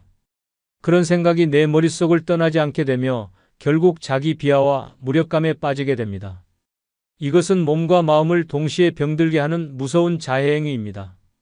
사랑을 받을 수 없다는 생각에 휩싸이면 내 존재 가치가 떨어진다고 느끼며 결국 외로움과 우울증에 시달리게 됩니다. 특히 노년에는 몸이 약해지고 사회적 고립감이 커져 이 상황이 더 심각해지기 쉽습니다. 하지만 받지 못한 사랑은 스스로 채워야 합니다. 그 사랑을 다른 사람에게 기대고 바라보며 허덕이지 말고 내가 나를 사랑하는 법을 배워야만 진정한 행복을 찾을 수 있습니다. 이제는 더 이상 기다리고 바라보고 상처받고 그렇게 살아가서는 안 됩니다. 내가 내 인생의 주인공이 되어 스스로를 사랑하는 방법을 찾는 것이 진정한 행복으로 가는 길입니다. 사람은 주위 사람들의 사랑을 받지 못할 수도 있지만 내면에서 자신을 사랑하는 법을 깨달으면 그 공허함은 채워집니다. 나를 존중하고 나를 아끼고 나를 이해해 주는 것이야말로 내가 할 수 있는 가장 큰 사랑입니다. 나이 들어서도 스스로 사랑할 수 있으면 다시 태어난 것처럼 젊고 활기찬 삶을 살아갈 수 있습니다. 이와 관련된 실제 사례가 있습니다. 서울에 사는 80세 김영희 할머니는 40년 넘게 직장 생활을 하셨고 자식들을 잘 키우셨습니다. 하지만 남편은 일찍 돌아가시고 자식들은 다 바쁜 삶을 살고 있었습니다. 처음엔 그래도 자식들이 있기 때문에 외롭지 않다며 스스로 위로했지만 시간이 지나면서 점점 외로움과 공허함이 커졌습니다. 하루는 손자에게 전화를 걸었고 할머니, 지금은 좀 바쁜데 나중에 얘기할게요 라는 말을 들은 할머니는 갑자기 크게 상처를 받았고 마음속에서 사랑받지 못한다는 느낌이 더 강해졌습니다. 그때 할머니는 자신이 지금껏 살아오면서 스스로를 얼마나 사랑하지 않았는지 깨닫게 되었습니다. 언제나 자식들, 남편, 친구들 모두를 먼저 챙기고 자신은 뒤로 미뤄왔던 것이었습니다. 사랑을 받기만 기다리는 삶이 아니라 사랑을 주는 삶을 살지 않았다는 사실에 충격을 받았습니다. 그 후 김할머니는 스스로를 사랑하는 방법을 배우기 시작했습니다. 매일 아침 거울을 보며 나는 멋지다라고 말하고 좋아하는 음식을 만들며 자신을 위한 시간을 가졌습니다. 친구들에게도 나는 오늘 무슨 일이 있고 나가야 한다며 자신의 삶을 우선시하기 시작했습니다. 그 결과 할머니는 예전보다 훨씬 활기차고 밝은 모습을 보였습니다. 자식들이 그 모습을 보고는 할머니, 예전보다 정말 좋아 보인다고 칭찬했습니다. 더 이상 사랑을 기다리기만 하지 않았기 때문에 오히려 주변 사람들의 관심과 사랑이 자연스럽게 돌아오게 된 것입니다. 내가 나를 사랑하지 않으면 누구도 내 마음을 채워줄 수 없다는 할머니의 말은 그 이후로 주변 사람들에게 큰 감동을 주었습니다. 받지 못한 사랑은 스스로 채워야 하는 법입니다. 그때부터 할머니는 자신의 삶을 즐기고 나를 사랑하며 행복을 스스로 만들어가며 살아가고 있습니다. 이처럼 스스로를 사랑하고 존중하는 법을 깨달은 순간 인생의 절반이 끝난 것 같았던 할머니는 다시 새로운 의미를 찾고 행복을 되찾았습니다. 그럼 이상 영상을 마치겠습니다. 감사합니다. 아침에 눈을 떴는데 말 한마디 할 사람이 없더라고. 카톡 알림은 울리지 않고 전화는 광고뿐이야. 오늘 하루 누구 얼굴도 못 봤어. 그냥 TV만 켜놨어. 외로움은 죽음을 부르지 않습니다. 하지만 삶을 천천히 무너뜨립니다. 웃음이 사라지고 말수가 줄고 눈빛이 흐려지고 어느새 자신을 놓아버리게 됩니다. 그 끔찍한 늪에서 빠져나오려면 반드시 행동이 필요합니다. 지금 소개한 뜻밖의 5가지 방법은 단순한 팁이 아닙니다. 살아있는 사람으로 다시 서기 위한 생존 전략입니다. 지금 당장 하나만 실천해 보세요. 당신의 하루는 물론 남은 인생 전체가 달라질 수 있습니다. 아직 늦지 않았습니다. 지금이 바로 다시 살아갈 순간입니다. 구독, 좋아요 누르시면 시작하겠습니다. 노년의 외로움을 없애는 뜻밖의 방법 중 첫 번째는 무조건 나를 위해 돈을 쓰는 것입니다. 주저하면 안 됩니다. 노년의 외로움을 없애는 뜻밖의 방법 중 하나는 무조건 나를 위해 돈을 쓰는 것입니다. 주저하면 안 됩니다. 많은 분들이 노년에 들어서면 돈을 아껴야 한다는 생각에 사로잡혀 살아갑니다. 혹시 모를 병원비, 자식들 걱정, 갑작스러운 상황들을 대비해야 한다는 불안감이 그 이유입니다. 그래서 스스로를 위한 작은 사치조차 망설이고 결국 마음이 점점 움츠러듭니다. 하지만 생각해보면 지금 이 순간 나를 위해 쓰지 못한 돈이 외로움을 더 키우고 있는지도 모릅니다. 돈은 단순히 쌓아두는 것이 아니라 써야 의미가 생깁니다. 특히 나를 위해 쓰는 돈은 삶의 온도를 높여주는 힘이 있습니다. 외로움은 마음이 텅 빈 상태에서 시작됩니다. 그 빈자리를 누군가가 채워주기만을 기다리다 보면 어느새 시간은 흘러가고 나는 점점 더 멀어지는 기분을 느끼게 됩니다. 하지만 나를 위한 소비는 외로움과의 거리를 줄이는 가장 따뜻한 방법입니다. 작은 소비 하나로도 마음은 금세 환해집니다. 예쁜 스카프 하나, 고운 머리핀 하나, 따뜻한 국밥 한 그릇이 나를 향한 위로가 될 수 있습니다. 돈을 쓰는 일은 단순한 소비가 아니라 나를 존중하는 마음의 표현입니다. 외롭다는 감정은 결국 내가 소중하다는 감각을 잃어버렸을 때 찾아옵니다.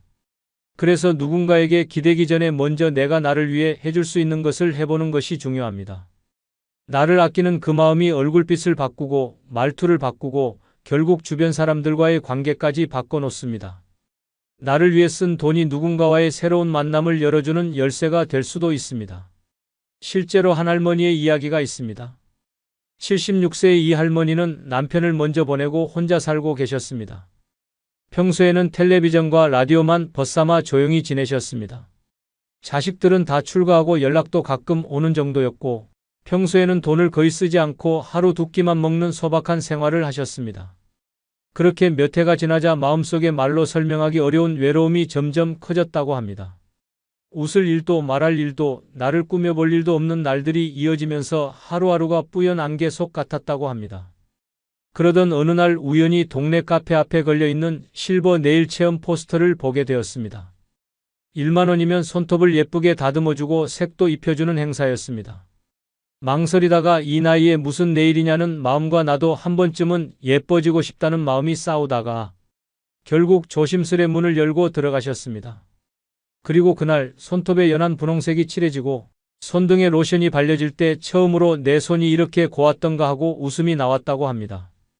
그날 이후 할머니는 마트에 갈 때도 립스틱을 살짝 바르고 스스로를 위해 카페에서 커피 한 잔을 사 마시는 일도 시작하셨습니다. 이제는 근처 문화센터에도 등록해 그림을 배우고 계시며 작게나마 매달 30만 원은 무조건 나를 위한 소비로 정해두셨다고 합니다. 가장 놀라운 변화는 마음이 달라졌다는 점입니다. 예전에는 아무 이유 없이 울컥했던 감정들이 이제는 설렘으로 바뀌었다고 하셨습니다. 그리고 이렇게 말씀하셨습니다. 내가 나를 귀하게 여기니 외로움이 감히 다가오지 못하더라고요. 나를 위해 돈을 쓰는 것은 단순한 소비가 아닙니다. 그것은 삶의 온기를 불어넣는 행위이며 나를 다시 사랑하는 선언입니다. 외로운 마음이 들 때 가장 먼저 내 마음을 위해 지갑을 열어보시길 권합니다. 당신은 그 누구보다 소중한 존재입니다. 주저하지 말고 지금 나를 위해 투자해 보시기 바랍니다. 그 순간부터 외로움은 서서히 물러나기 시작합니다. 노년의 외로움을 없애는 뜻밖의 방법 중 2번째는 무조건 새로운 것을 배우세요. 그럼 뇌와 마음에 생기를 줍니다. 노년의 외로움을 없애는 뜻밖의 방법 중 하나는 무조건 새로운 것을 배우는 것입니다. 그럼 뇌와 마음에 생기가 생깁니다. 사람은 나이가 들어도 끊임없이 배우는 존재입니다. 하지만 많은 분들이 어느 순간부터 이 나이에 뭘 새로 배워라고 말하며 배우는 일을 멈춥니다. 그 순간부터 외로움은 조금씩 마음을 파고들기 시작합니다. 아무도 나에게 기대하지 않는 듯한 느낌, 세상과 단절된 것 같은 외로움은 배움을 멈췄을 때 가장 깊어집니다. 새로운 것을 배운다는 것은 단지 지식을 얻는 것이 아닙니다. 내가 세상과 여전히 연결되어 있다는 감각을 되찾는 일입니다. 작은 호기심 하나로 시작된 배움이 일상에 활력을 불어넣고 뇌를 자극해 건강에도 긍정적인 영향을 줍니다. 무엇보다 나 자신에게 나는 아직 성장하고 있다는 메시지를 보내주는 행위입니다. 이 메시지가 외로움을 밀어내고 마음 한켠의 허전함을 조금씩 덜어냅니다. 배움은 결코 거창할 필요가 없습니다. 스마트폰의 새로운 기능 하나를 익히는 것도 훌륭한 시작입니다. 작은 그림을 그려보는 것도 좋습니다.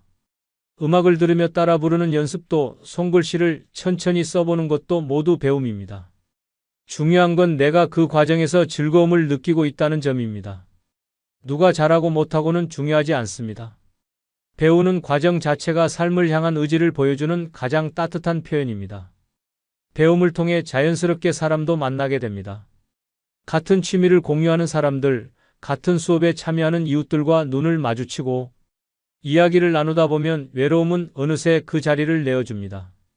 새로운 사람들과의 대화는 생각의 틀을 넓혀주고 고립된 마음에 바람이 통하게 만듭니다.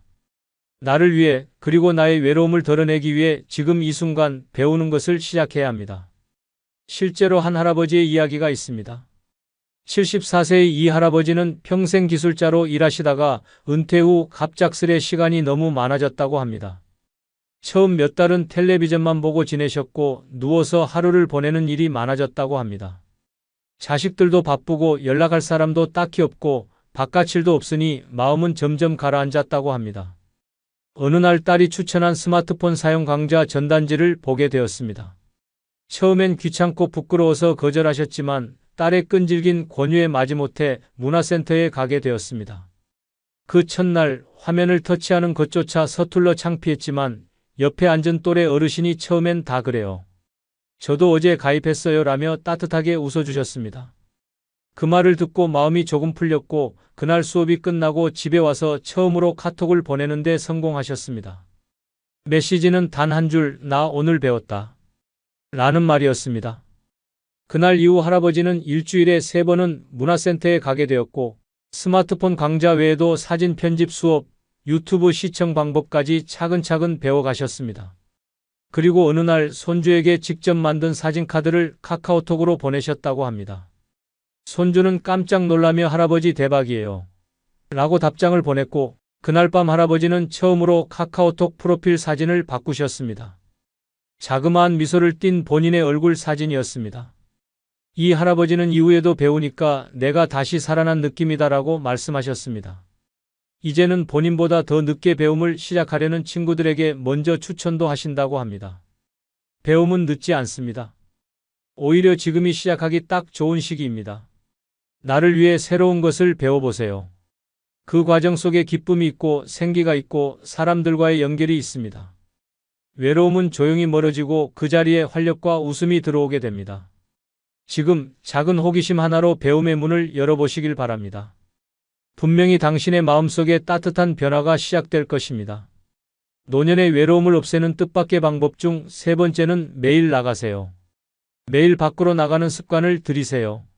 집 안에만 머물다 보면 마음이 점점 닫히고 세상과의 연결이 끊어지는 느낌을 받게 됩니다. 오늘은 나가기 귀찮아서, 내일은 날씨가 안 좋아서, 모레는 특별히 갈 데가 없어서 그렇게 이유를 만들다 보면 어느새 몸은 무겁고 마음은 더 외로워집니다. 세상은 여전히 활기차게 움직이고 있는데 나 혼자만 멈춰 있는 기분이 듭니다. 매일 나간다는 것은 단순한 외출이 아닙니다. 그것은 세상과의 끈을 붙잡는 일입니다. 햇빛을 쬐고 바람을 느끼고 누군가와 눈을 마주치는 것만으로도 마음이 조금씩 살아납니다. 집이라는 공간은 안락하지만 오래 머무르면 그 안락함이 굳어져 감옥이 됩니다. 익숙한 벽, 익숙한 침대, 익숙한 냉장고 안. 이 익숙함들이 나를 지키는 것이 아니라 고립시키고 있다는 사실을 깨달아야 합니다. 하루 한 번 무조건 나가세요. 목적은 중요하지 않습니다. 가까운 슈퍼에 가도 좋고 공원 벤치에 앉아 하늘만 바라보고 와도 됩니다. 중요한 건 나간다는 그 행동입니다. 걷는 동안 머릿속이 정리되고 생각이 맑아지고 감정이 자연스럽게 정돈됩니다. 아무것도 하지 않아도 바깥 풍경만 보는 것으로도 뇌는 활기를 되찾습니다. 뇌는 자극을 먹고 사는 장기입니다. 매일 나간다는 건 그 뇌의 생명을 불어넣는 일입니다. 몸이 굳고 마음이 쓸쓸한 이유는 단순히 나이가 들어서가 아닙니다. 매일 똑같은 공간, 똑같은 루틴, 똑같은 자극에만 노출되기 때문입니다. 신선한 자극은 밖에 있습니다. 지나가는 사람의 대화 소리, 자전거 바퀴 소리, 공원의 풀 냄새, 카페에서 흘러나오는 음악. 이 모든 것이 우리의 감각을 깨웁니다. 감각이 살아야 마음도 살아납니다. 이제 한 할머니의 이야기를 소개합니다. 75세인 이 할머니는 남편과 사별한 후 2년 가까이 집 안에서만 지냈습니다. 하루의 대부분은 소파에 앉아 텔레비전을 보거나 창밖만 내다보며 보냈습니다. 처음엔 편하다고 생각했지만 점점 웃을 일도 줄고 목소리도 작아지고 스스로가 점점 작아지는 느낌이 들었다고 합니다. 하루는 병원에 갔다가 의사에게 이런 말을 들었습니다. 할머니, 약도 좋지만 하루에 30분씩만 밖에 나가보세요. 햇빛이 최고의 약입니다. 그 말에 조금 자극을 받은 할머니는 다음 날부터 정말로 매일 나가기 시작했습니다. 처음엔 아파트 앞 벤치에 10분 앉아 있는 것부터 시작했습니다. 그러다 조금씩 동네 마트를 들르고 꽃집 앞에 멈춰서 꽃을 구경하고 어느 날은 구청에서 하는 걷기 동호회 전단지를 보게 되었습니다. 궁금해서 한번 가봤고 거기서 만난 사람들과 함께 동네 둘레길을 걷기 시작했습니다. 걷는 시간은 20분도 안 됐지만 그 20분이 하루 종일 마음을 따뜻하게 해줬다고 합니다. 어느 날은 그런 적도 있었습니다. 걷다가 동네 카페에서 커피를 한 잔 마셨는데 직원이 오늘 립스틱 색깔 예쁘세요라고 말해주었다고 합니다. 그날 이후 할머니는 외출할 때마다 립스틱을 바르게 되었고 손에 작은 손거울을 꼭 들고 다니기 시작했습니다. 내가 살아있구나, 나 아직 괜찮구나 하는 마음이 들었다고 합니다. 이제는 매일 아침이면 운동화부터 신습니다. 특별한 목적이 없어도 나간다고 합니다. 하늘을 보기 위해서, 햇빛을 받기 위해서, 바람을 느끼기 위해서. 그리고 이렇게 말씀하셨습니다. 밖에만 나가면 이상하게 마음이 덜 외로워요. 돌아오면 괜히 기분이 좋아져요. 노년의 외로움을 없애는 뜻밖의 방법 중 네 번째는 돈이 아닌 시간의 가치를 둔 소비를 하는 방법입니다. 노년의 외로움을 없애는 뜻밖의 방법 중 하나는 돈이 아닌 시간의 가치를 둔 소비를 하는 것입니다. 많은 분들이 돈은 아껴야 한다고 말하면서 정작 시간은 아무렇지 않게 흘려보냅니다. 그러나 돈은 잃어도 다시 벌 수 있지만 시간은 한번 지나가면 다시는 돌아오지 않습니다. 지금 이 순간 가장 소중한 자산은 통장의 잔고가 아니라 내가 살아 숨쉬고 있는 오늘입니다. 노년은 하루하루가 더욱 소중한 시간입니다. 오늘 하루를 어떤 기분으로 보냈는가, 누구와 어떤 대화를 나눴는가, 무엇을 하며 웃었는가가 삶의 질을 결정합니다. 그런데 우리는 아직도 이건 비싸니까 다음에 사야지, 이 나이에 뭘 해, 그 돈이면 그냥 집에서 조용히 있어야지라고 말하며 스스로의 시간을 가두고 있습니다. 그렇게 전략한 돈은 통장에 남지만 전략한 시간은 내 삶 어디에도 남지 않습니다. 돈보다 중요한 건 지금 내 곁에 있는 사람과 경험입니다. 잠시라도 마음이 따뜻해지는 시간, 누군가와 함께 웃는 시간, 혼자더라도 내가 온전히 나로서 존재하는 시간. 그 시간들을 만들어주는 것이 진짜 가치 있는 소비입니다. 값비싼 물건이 아니어도 좋습니다. 오래 기억에 남을 경험이 내 삶에 남는 것입니다. 혼자 가는 카페에서 마시는 커피 한 잔, 낯선 거리에서의 짧은 산책, 문화센터에서 배우는 새로운 기술, 이런 것들이 바로 시간의 가치를 둔 소비입니다. 이런 소비는 결국 나를 살아있게 만듭니다. 물건은 언젠가 낡고 사라지지만 경험은 추억이 되어 마음속에 남습니다. 외로움은 마음의 텅 빈 공간에서 자라납니다. 그 공간을 채워주는 것은 화려한 소비가 아니라 내 시간을 풍요롭게 만들어주는 순간들입니다. 시간을 풍성하게 채운 하루는 외로움이 비집고 들어올 틈을 만들지 않습니다. 실제로 한 할아버지의 사례가 있습니다. 이 할아버지는 평생을 전략하며 살아오신 분입니다. 커피 한 잔도 밖에서 사 먹는 게 아깝다고 느꼈고 외식은 사치라고 생각했습니다. 은퇴 후에도 비슷한 생활이 이어졌습니다.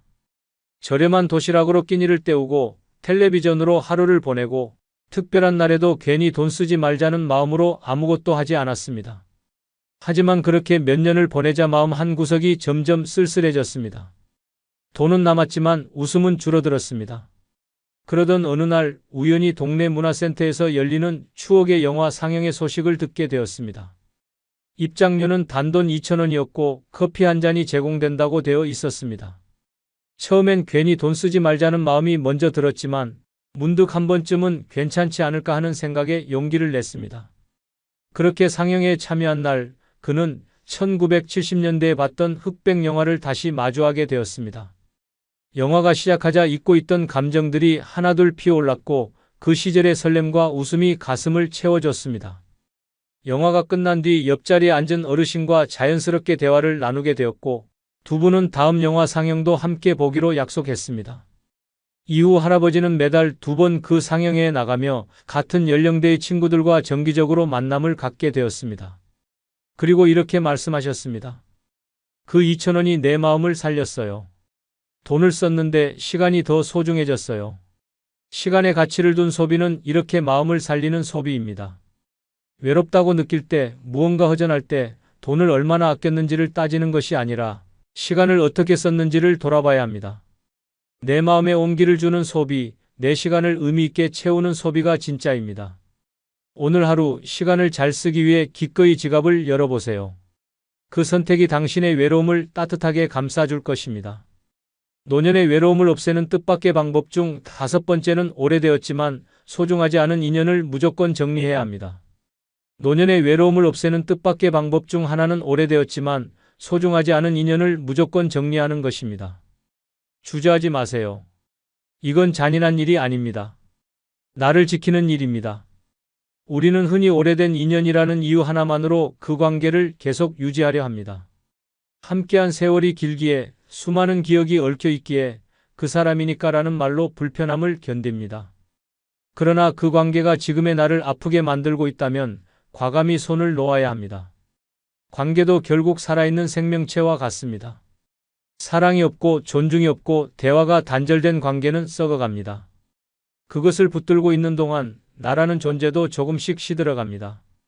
말끝마다 나를 깎아내리는 사람, 나의 이야기를 들어주지 않는 사람, 늘 자신의 말만 하는 사람, 그런 이들과의 관계는 의무가 아닌 부담입니다. 그런 인연을 끊지 못하는 이유는 미안함 때문이 아니라 내 외로움을 메꿔줄 다른 사람이 없을까봐 두려워서입니다. 하지만 기억하세요.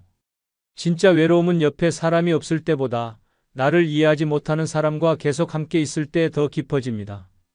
세월이 길다고 해서 그 관계가 소중한 건 아닙니다. 정작 지금 나를 따뜻하게 감싸주는 사람은 몇 달밖에 알지 못한 이웃일 수도 있습니다. 나를 향한 존중, 관심, 배려는 시간을 따지지 않습니다. 오히려 오래된 관계일수록 더 뻣뻣해지고 서로를 당연하게 여기고 쉽게 상처를 주곤 합니다. 그런 관계 속에서 외로움은 더 짙어지고 나는 괜찮은 사람일까? 라는 의심까지 들게 만듭니다.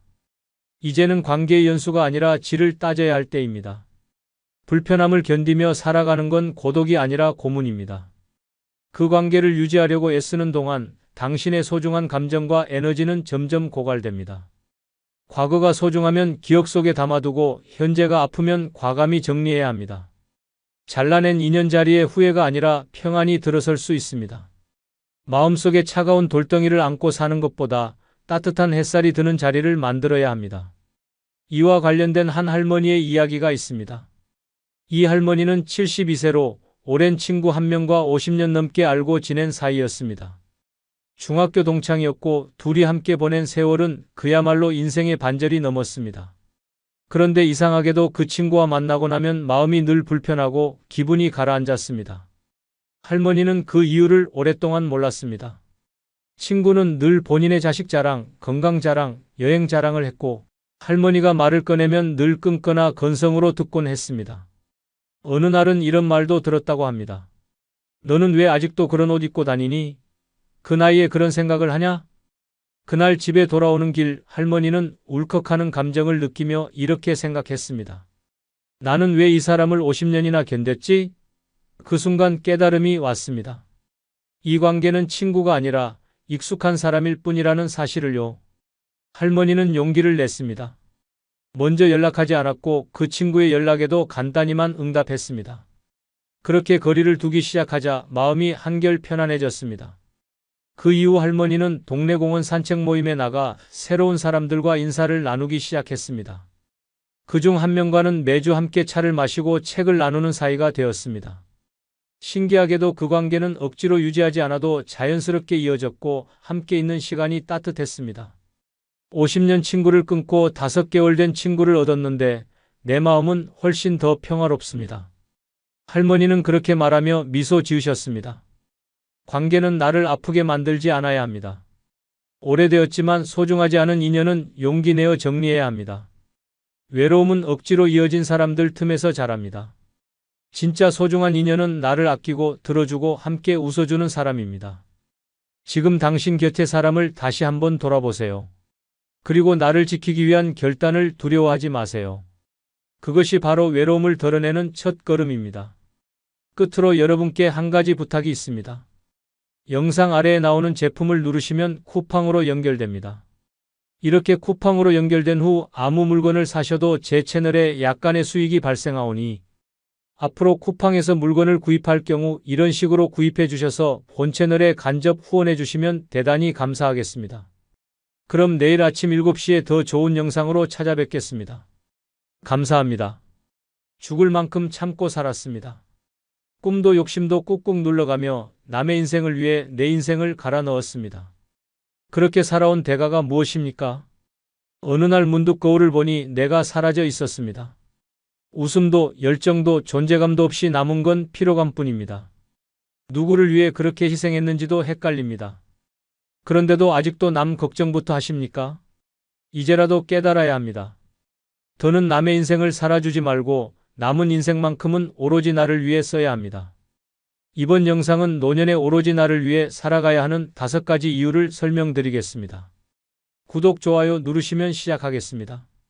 노년에 오로지 나를 위해 살아가야 하는 5가지 이유 중 첫 번째는 나를 먼저 돌보는 것이 진짜 책임감이기 때문입니다. 많은 이들이 책임이라는 단어를 들으면 가족을 떠올립니다. 부모로서, 배우자로서 자녀를 위한 헌신을 최우선의 덕목으로 생각하며 평생을 살아온 분들이 많습니다. 그동안 자신을 희생하며 가족을 위해 애쓰고 때로는 하고 싶은 것을 미뤄가며 걸어온 길이 자랑스럽기도 합니다. 그러나 어느 순간부터 삶이 고단하게 느껴지고 몸도 마음도 점점 지쳐가는 것을 느끼게 됩니다. 그럴 때 우리는 문득 질문하게 됩니다. 나는 언제쯤 나를 돌볼 수 있을까 하고 말입니다.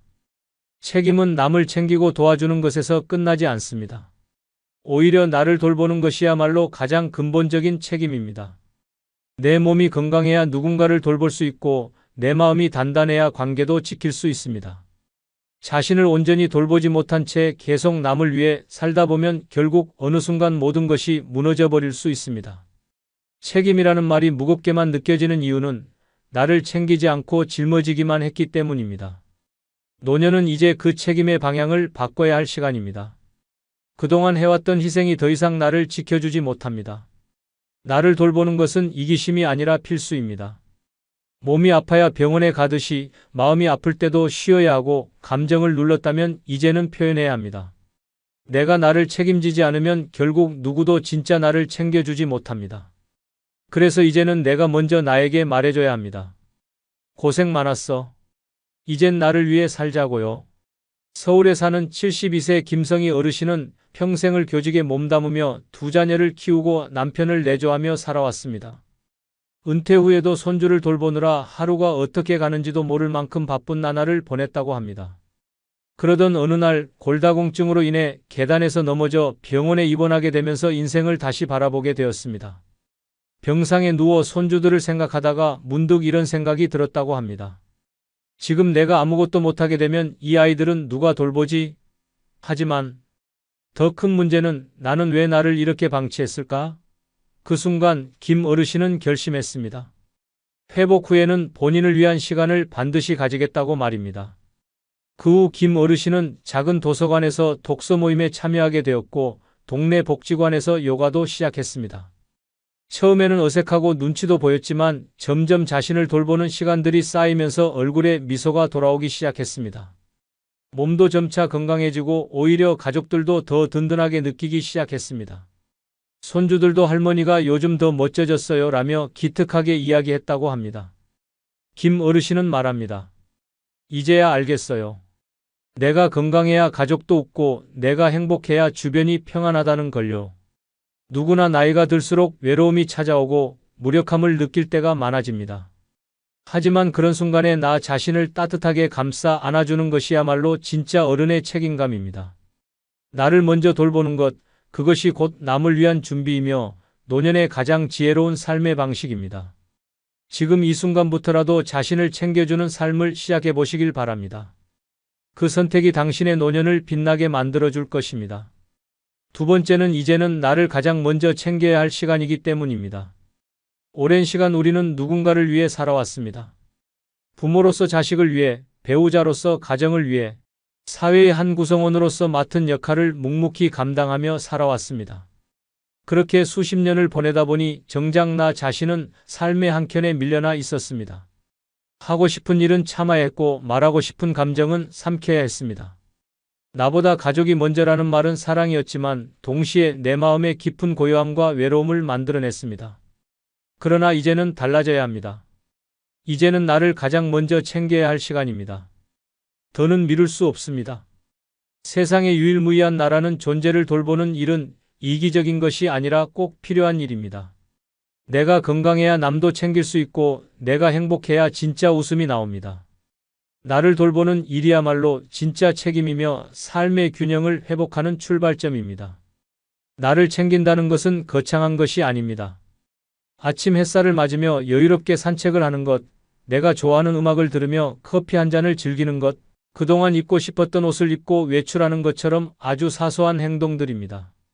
하지만 이 사소함이 하루의 기분을 바꾸고 인생을 조금씩 따뜻하게 물들입니다. 더 이상 괜찮아, 나중에 해도 되라고 자신을 설득하지 않아도 됩니다. 지금 이 순간이 가장 좋은 시간이고 지금의 나에게 가장 필요한 일이기 때문입니다. 많은 분들이 이제 나이가 몇인데 새로 뭘 해라며 말합니다. 하지만 마음속에는 여전히 하고 싶은 일이 남아 있습니다. 손끝이 근질근질할 만큼 무언가를 만들고 싶은 욕구, 길가의 꽃을 보며 사진을 찍고 싶은 감정, 혼자만의 여행을 떠나고 싶은 자유에 대한 갈망이 있습니다. 나이를 핑계 삼기보다 이제는 나니까 할 수 있다고 자신을 다독여야 할 시간입니다. 대구에 사는 69세 김종만 씨는 젊을 적 사진을 좋아했지만 가족을 부양하느라 카메라를 손에서 놓고 살아왔습니다. 퇴직 후 우울감에 시달리던 어느 날 아내가 장을 보러 간 사이 집안 깊숙한 창고에서 오래된 필름 카메라 하나를 발견했습니다. 먼지를 털고 배터리를 갈아 끼우자 카메라는 여전히 살아 있었습니다. 그날 이후 김 씨는 매일 아침 혼자 동네를 돌며 사진을 찍기 시작했습니다. 시장 풍경, 골목의 벽화, 햇살이 반짝이는 커피잔, 친구들과의 소소한 만남을 카메라에 담기 시작하면서 삶이 달라졌다고 합니다. 처음엔 가족도 이 나이에 뭘 그런 걸 하느냐고 웃었지만 점차 김 씨의 사진들이 지인들에게 알려지며 동네 카페에서 전시까지 하게 되었습니다. 그는 말합니다. 카메라를 다시 들고 나서야 내가 나를 얼마나 잊고 살았는지를 알았어요. 사진을 찍는 게 아니라 제 인생을 다시 찍고 있는 느낌입니다. 이처럼 나를 가장 먼저 챙기는 삶은 나만의 방식으로 가능하며 생각보다 더 많은 기쁨을 안겨줍니다. 꼭 어딘가에 속하지 않아도 됩니다. 꼭 누군가와 함께하지 않아도 됩니다. 중요한 건 지금 이 순간 내가 하고 싶은 일을 스스로 허락하는 것입니다. 내가 나를 챙기기로 한 그 순간부터 인생은 다시 시작됩니다. 그리고 그 시작은 언제나 늦지 않았습니다. 이제는 더는 미루지 마십시오. 나를 가장 먼저 챙겨야 할 시간은 바로 지금입니다. 세 번째는 억지로 맞추던 관계에서 벗어나야 할 때이기 때문입니다. 사람은 누구나 관계 속에서 살아갑니다. 가족, 친구, 이웃, 사회 속에서 수많은 역할을 하며 살아온 노년의 삶은 그야말로 관계의 역사라고 해도 과언이 아닙니다. 오랜 세월 동안 우리는 좋은 부모, 괜찮은 배우자, 믿을 만한 이웃이 되기 위해 애써왔습니다. 때로는 말하고 싶은 것을 삼키고 하고 싶은 것을 뒤로 미루며 관계를 지켜왔습니다. 하지만 그 관계가 나를 지치게 하고 힘들게 만든다면 이제는 돌아봐야 할 때입니다. 억지로 맞추며 살아가는 삶은 결국 나를 잃게 만듭니다. 겉으로는 웃고 있지만 속으로는 점점 외로워지고 피곤해지고 자신이 누구인지조차 헷갈려지기 시작합니다. 관계라는 이름 아래 나를 희생하고 끊임없이 조율하고 끝내는 내 감정까지 외면하게 되는 삶은 더 이상 건강한 인생이 아닙니다. 노년에는 무엇보다 나를 지키는 관계가 중요합니다. 나를 힘들게 하고 상처 주는 관계는 과감히 줄여야 하고 억지로 맞춰왔던 사람들과는 거리를 두어야 합니다. 사람들과 어울리지 않으면 외로울까 두려워 미련을 두는 경우도 많습니다. 하지만 억지로 이어가는 관계보다 혼자 있어도 편안한 삶이 훨씬 안정적입니다. 오히려 나를 있는 그대로 받아주는 몇 사람과의 관계가 마음을 더 따뜻하게 만듭니다. 나이 들어서는 수십 명의 사람보다 진심을 나눌 수 있는 한두 명이 더 소중합니다. 관계의 수가 아니라 질이 중요합니다.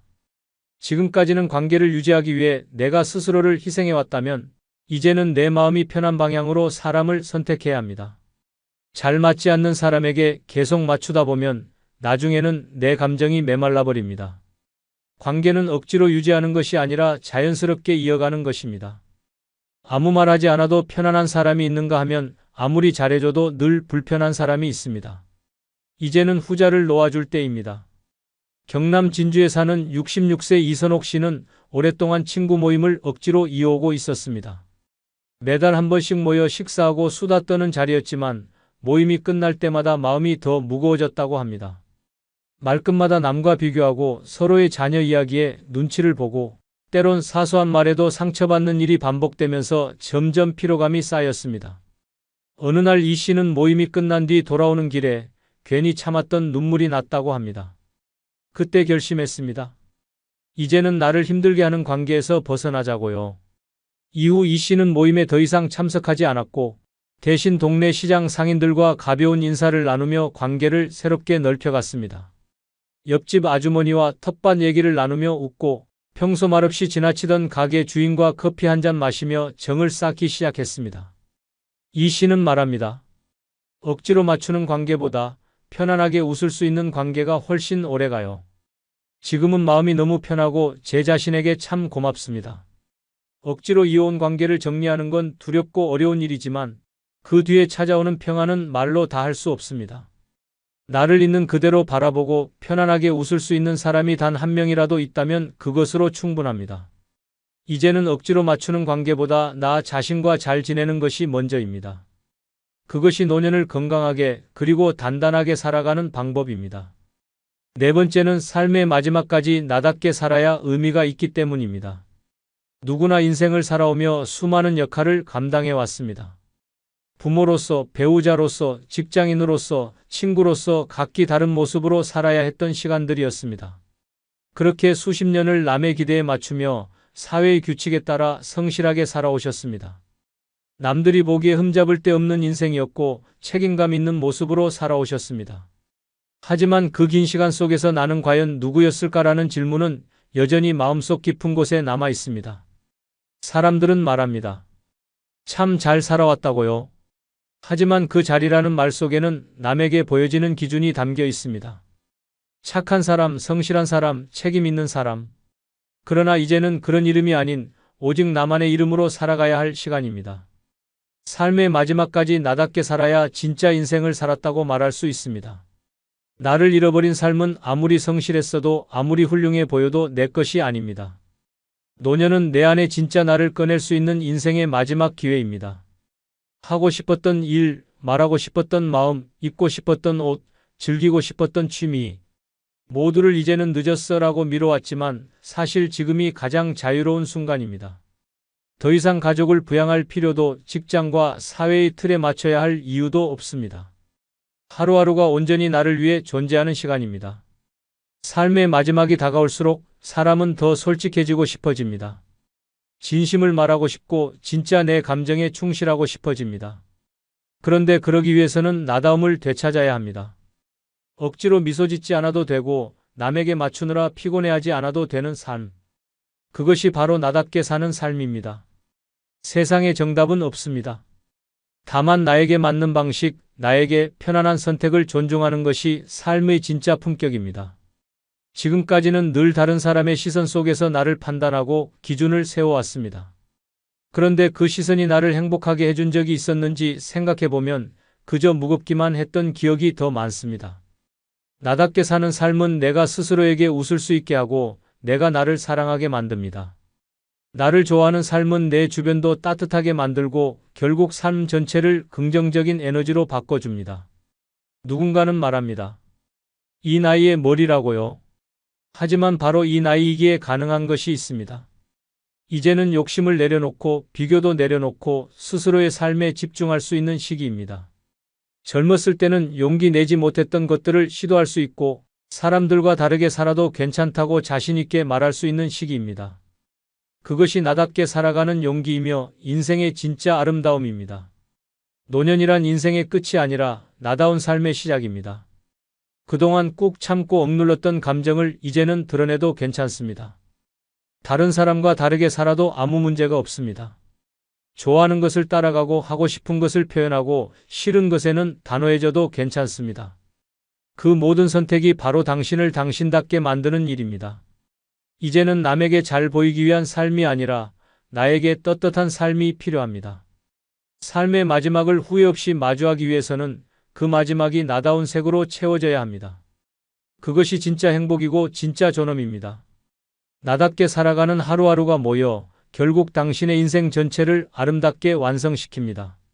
지금이 바로 나를 위해 나답게 살아야 할 가장 소중한 시간입니다. 5번째는 나를 먼저 돌보는 것이 진짜 책임감이기 때문입니다. 사람은 살아가면서 수많은 말을 마음속에 담고 살아갑니다. 가족에게 하고 싶었던 말, 친구에게 전하고 싶었던 진심, 고마움도 미안함도 사랑도 말로 표현하지 못한 채 마음속에만 간직하며 살아온 세월이 있습니다. 지금 말하면 어색할까? 괜히 부담스럽게 느껴질까? 다 아는 걸 굳이 말해야 하나 하는 생각에 타이밍을 놓치고 결국 그 말들은 마음속에 그대로 묻히게 됩니다. 하지만 시간이 지나면 가장 후회로 남는 것이 바로 하지 못한 말입니다.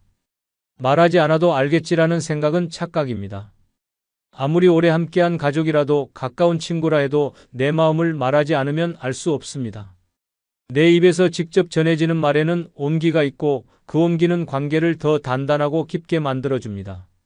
하고 싶은 말을 참는다는 것은 결국 내 마음을 나 자신에게조차 숨기는 것입니다.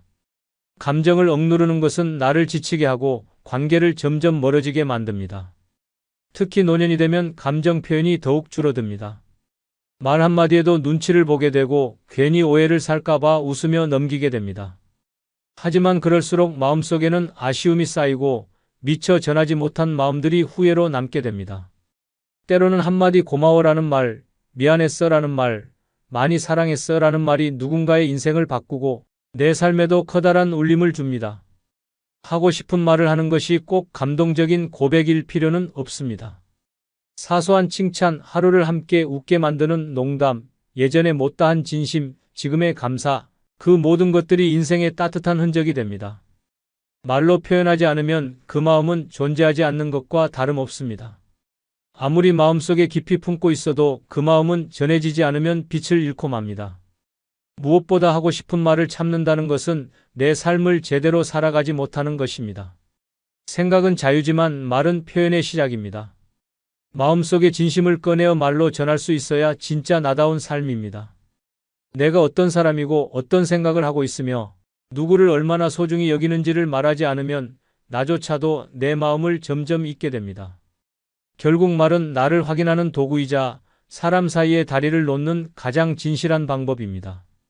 강원도에 사는 70세 조명자 씨는 늘 조용하고 참을성이 많은 성격이었습니다. 자녀들에게도 친구들에게도 한 번도 속마음을 제대로 말해본 적이 없었다고 합니다. 그러다 생일을 맞아 자녀가 직접 만든 동영상 편지를 받고 눈물을 쏟았습니다. 그 순간 조 씨는 마음속에 담아두었던 말을 꺼내야겠다고 마음먹었습니다. 다음 날 자녀에게 전화를 걸어 이렇게 말했습니다. 사실 엄마도 늘 미안했고 너무 고마웠어. 늘 말은 못했지만 너희가 있어서 행복했어. 순간 전화기 너머에서 울음을 삼키는 소리가 들렸고 조 씨는 그날 처음으로 마음이 가벼워졌다고 했습니다. 그 한마디로 지금까지 쌓였던 거리감이 무너지고 오히려 대화가 늘어나고 관계가 더 가까워졌다고 합니다. 이처럼 말 한마디의 힘은 생각보다 큽니다. 하고 싶은 말을 미루지 마십시오. 그 말은 누군가에게는 평생 잊지 못할 위로가 되고 사랑이 되고 용서가 됩니다. 그리고 당신 자신에게도 큰 선물이 됩니다. 말하지 않아도 괜찮다는 말은 이제 내려놓아야 할 시간입니다. 지금 이 순간 하고 싶은 말을 꺼내는 것, 그것이야말로 진짜 나를 위한 첫걸음입니다. 삶의 끝자락에서 가장 크게 후회하는 말은 왜 그때 말하지 못했을까입니다. 그러니 오늘 마음속 그 말을 꺼내 보십시오. 그 말이 당신의 삶을 따뜻하게 만들어줄 것입니다. 지금도 괜찮아, 나는 이만하면 됐지라며 마음을 덮고 있습니까? 그렇게 무덤까지 참으며 가져갈 생각입니까? 안 됩니다. 그렇게 살다 죽으면 결국 아무도 나를 진짜로 기억하지 못합니다. 내 감정, 내 인생, 내 이야기를 남긴 사람만이 마지막 순간에 웃을 수 있습니다. 이제는 내가 나를 돌보지 않으면 아무도 안 챙깁니다. 노년의 마지막이 허무가 아니라 해방이 되려면 지금 당장 나를 위해 살아야 합니다. 늦지 않았습니다. 지금이 시작입니다. 영상이 끝나면 여러분들의 이야기와 경험을 댓글에 달아 서로 의견 나누시길 부탁드립니다. 감사합니다.